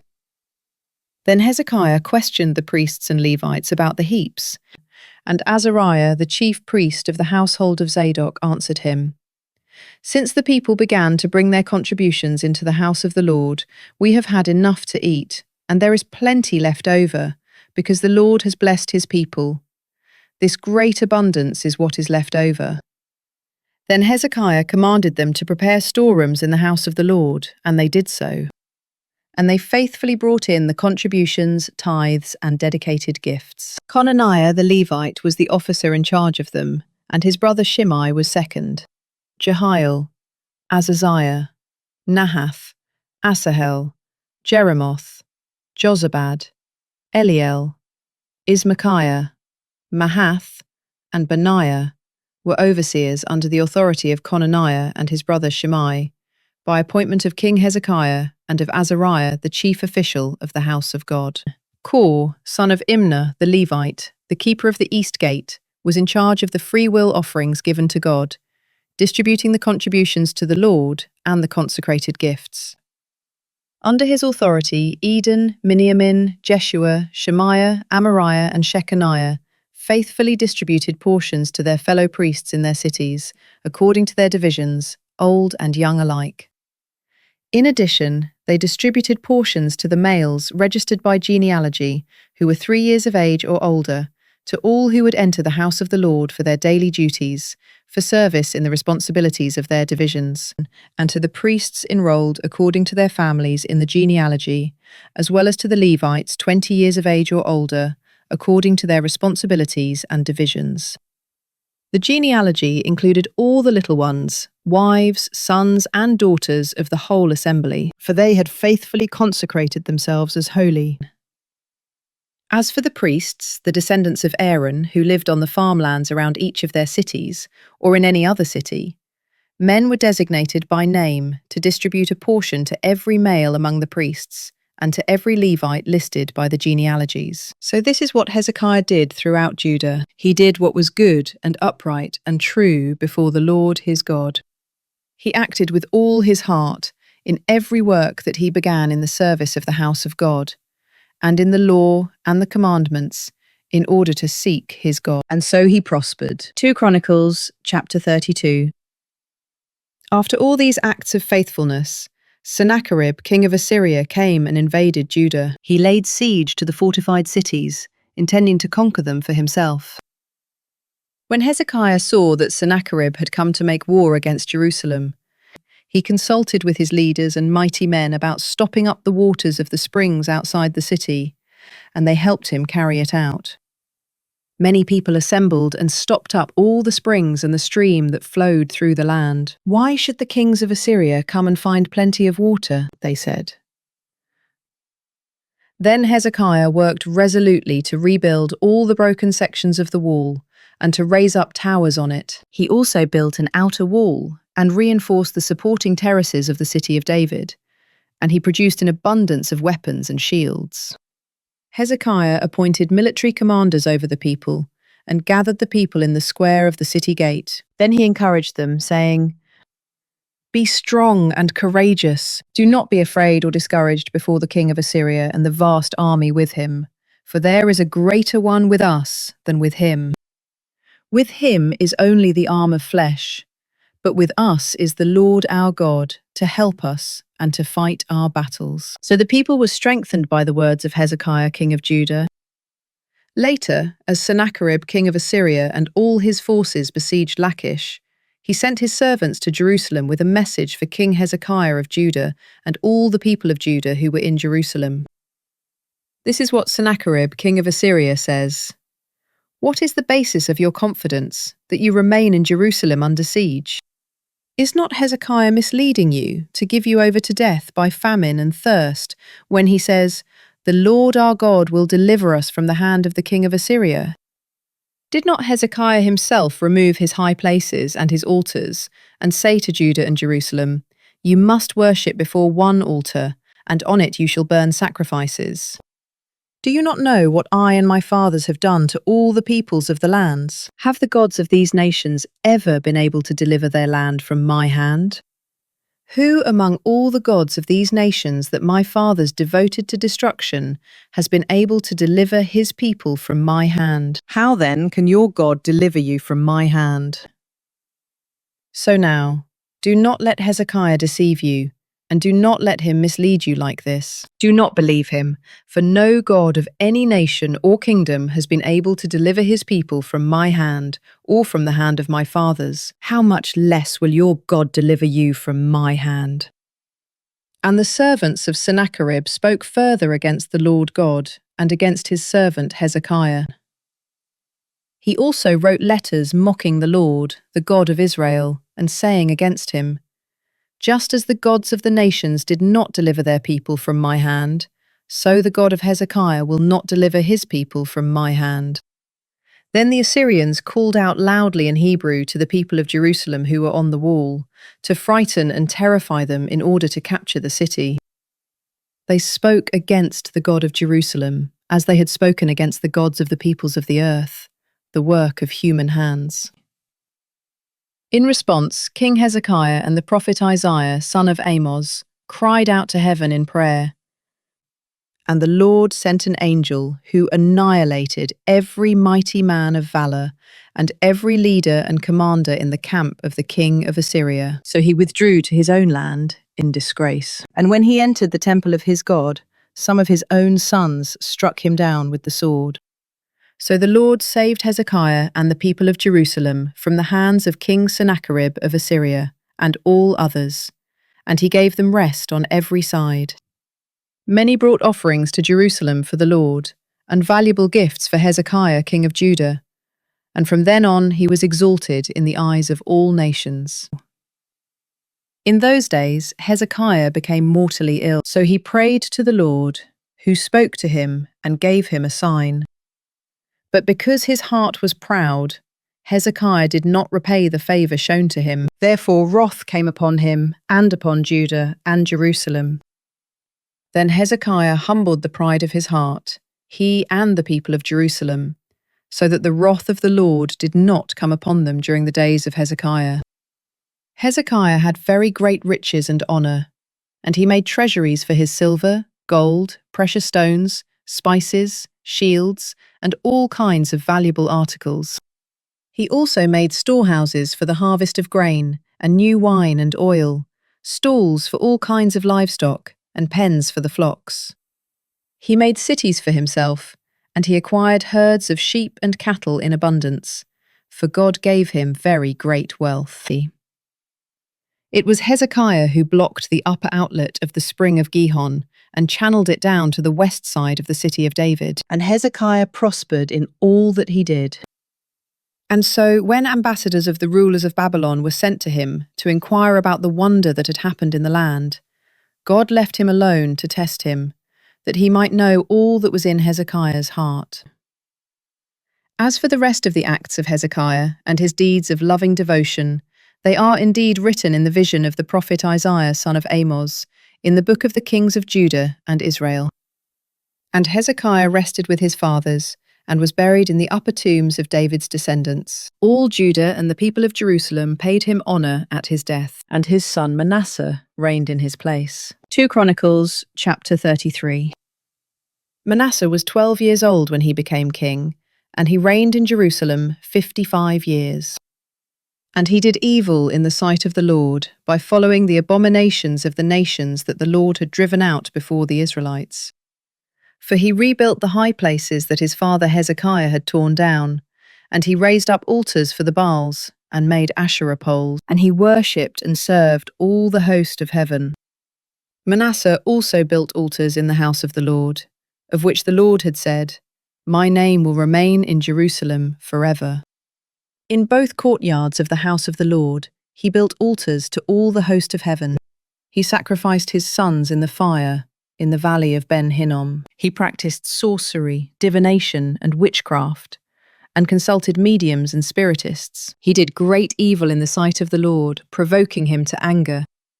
Manasseh even took the carved image he had made and set it up in the house of God, of which God had said to David and his son Solomon, "In this temple and in Jerusalem, which I have chosen out of all the tribes of Israel, I will establish my name forever. I will never again cause the feet of the Israelites to leave the land that I assigned to your fathers, if only they are careful to do all that I have commanded them through Moses, all the laws, statutes, and judgments." So Manasseh led the people of Judah and Jerusalem astray, so that they did greater evil than the nations that the Lord had destroyed before the Israelites. And the Lord spoke to Manasseh and his people, but they did not listen. So the Lord brought against them the military commanders of the king of Assyria, who captured Manasseh, put a hook in his nose, bound him with bronze shackles, and took him to Babylon. And in his distress, Manasseh sought the favour of the Lord his God, and earnestly humbled himself before the God of his fathers. And when he prayed to him, the Lord received his plea and heard his petition. So he brought him back to Jerusalem and to his kingdom. Then Manasseh knew that the Lord is God. After this, Manasseh rebuilt the outer wall of the city of David from west of Gihon in the valley to the entrance of the fish gate, and he brought it around the hill of Ophel and heightened it considerably. He also stationed military commanders in all the fortified cities of Judah. He removed the foreign gods and the idol from the house of the Lord, along with all the altars he had built on the Temple Mount and in Jerusalem, and he dumped them outside the city. Then he restored the altar of the Lord, and sacrificed peace offerings and thank offerings on it, and he told Judah to serve the Lord, the God of Israel. Nevertheless, the people still sacrificed at the high places, but only to the Lord their God. As for the rest of the acts of Manasseh, along with his prayer to his God, and the words of the seers who spoke to him in the name of the Lord, the God of Israel, they are indeed written in the Chronicles of the kings of Israel. His prayer and how God received his plea, as well as all his sin and unfaithfulness, and the sites where he built high places and set up Asherah poles and idols before he humbled himself, they are indeed written in the records of the seers. And Manasseh rested with his fathers and was buried at his palace, and his son Amon reigned in his place. Ammon was 22 years old when he became king, and he reigned in Jerusalem 2 years. And he did evil in the sight of the Lord, as his father Manasseh had done. Amon served and sacrificed to all the idols that his father Manasseh had made. But he did not humble himself before the Lord, as his father Manasseh had done. Instead, Amon increased his guilt. Then the servants of Amon conspired against him and killed him in his palace. But the people of the land killed all those who had conspired against King Amon, and they made his son Josiah king in his place. 2 Chronicles, chapter 34. Josiah was 8 years old when he became king, and he reigned in Jerusalem 31 years. And he did what was right in the eyes of the Lord, and walked in the ways of his father David. He did not turn aside to the right or to the left. In the 8th year of his reign, while he was still young, Josiah began to seek the God of his father David, and in the 12th year he began to cleanse Judah and Jerusalem of the high places, the Asherah poles, the carved idols, and the cast images. Then in his presence the altars of the Baals were torn down, and he cut to pieces the incense altars that were above them. He shattered the Asherah poles, the carved idols and the cast images, crushed them to dust, and scattered them over the graves of those who had sacrificed to them. Then he burned the bones of the priests on their altars, so he cleansed Judah and Jerusalem. Josiah did the same in the cities of Manasseh, Ephraim, and Simeon, as far as Naphtali, and in the ruins around them. He tore down the altars and Asherah poles, crushed the idols to powder, and cut to pieces all the incense altars throughout the land of Israel. Then he returned to Jerusalem. Now in the 18th year of his reign, in order to cleanse the land and the temple, Josiah sent Shaphan, son of Azaliah, Messiah the governor of the city, and Joah, son of Joahaz, the recorder, to repair the house of the Lord his God.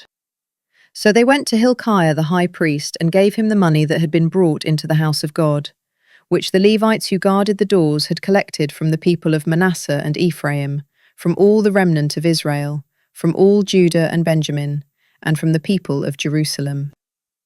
They put it into the hands of those supervising the work in the house of the Lord, who in turn gave it to the workmen restoring and repairing the house of the Lord.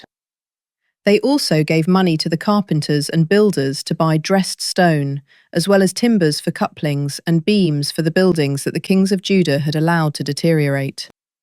And the men did the work faithfully. The Levites overseeing them were Jahath and Obadiah, descendants of Merari, and Zechariah and Meshullam, descendants of Kohath. Other Levites, all skilled with musical instruments, were over the labourers and supervised all who did the work, task by task. Some of the Levites were secretaries, officers, and gatekeepers. While they were bringing out the money that had been taken into the house of the Lord, Hilkiah the priest found the book of the law of the Lord given by Moses. And Hilkiah said to Shaphan the scribe, "I have found the book of the law in the house of the Lord," and he gave it to Shaphan.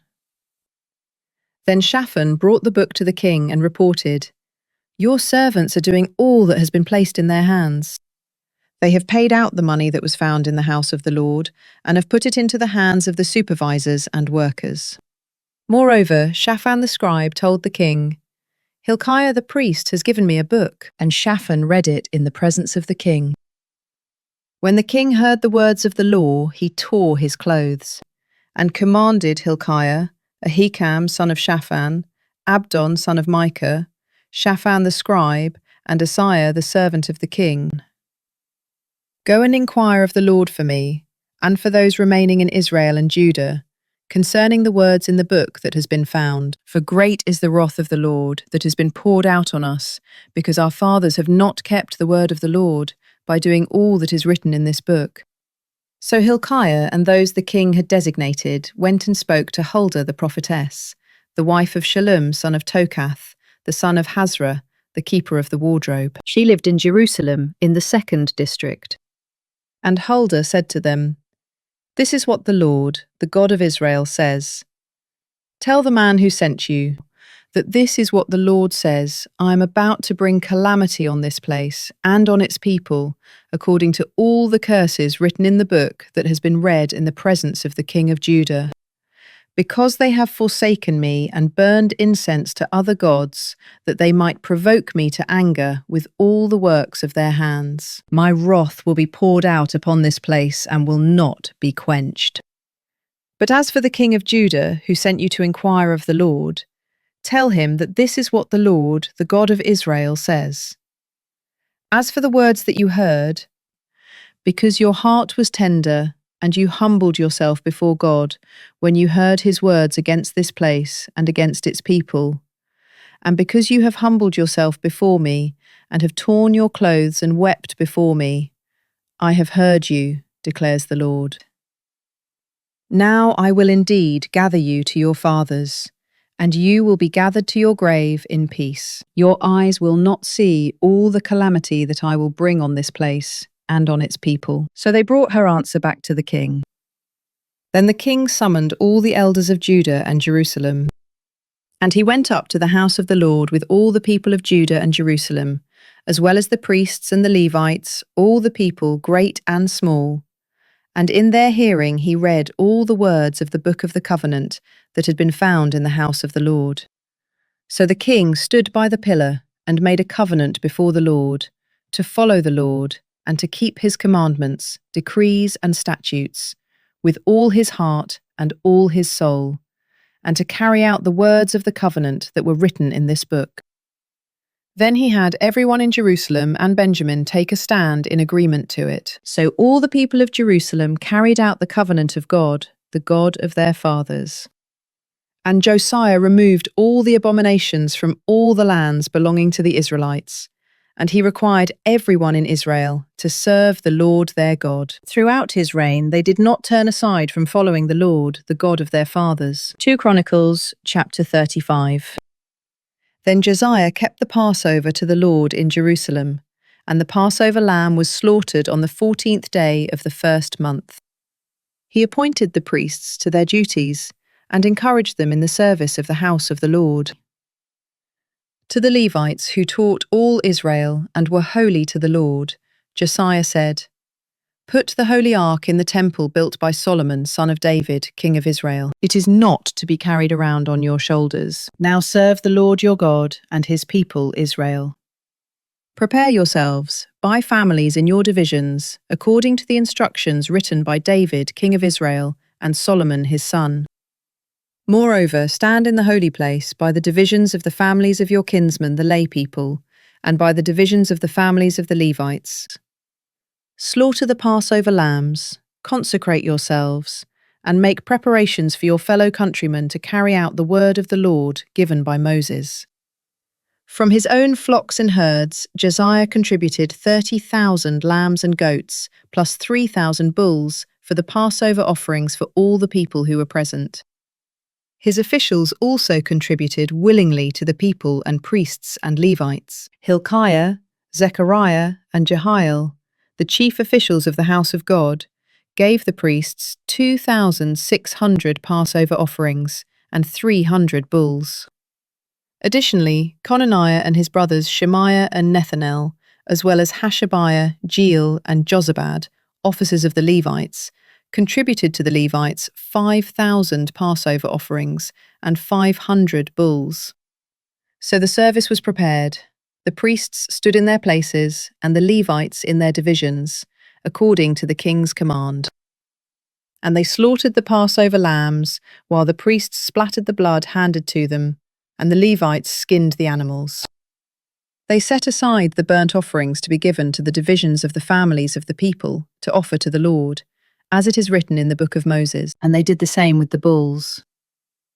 They roasted the Passover animals on the fire, according to the regulation, and they boiled the other holy offerings in pots, kettles, and bowls, and quickly brought them to all the people. Afterward, they made preparations for themselves and for the priests, since the priests, the descendants of Aaron, were offering up burnt offerings and fat until nightfall. So the Levites made preparations for themselves and for the priests, the descendants of Aaron.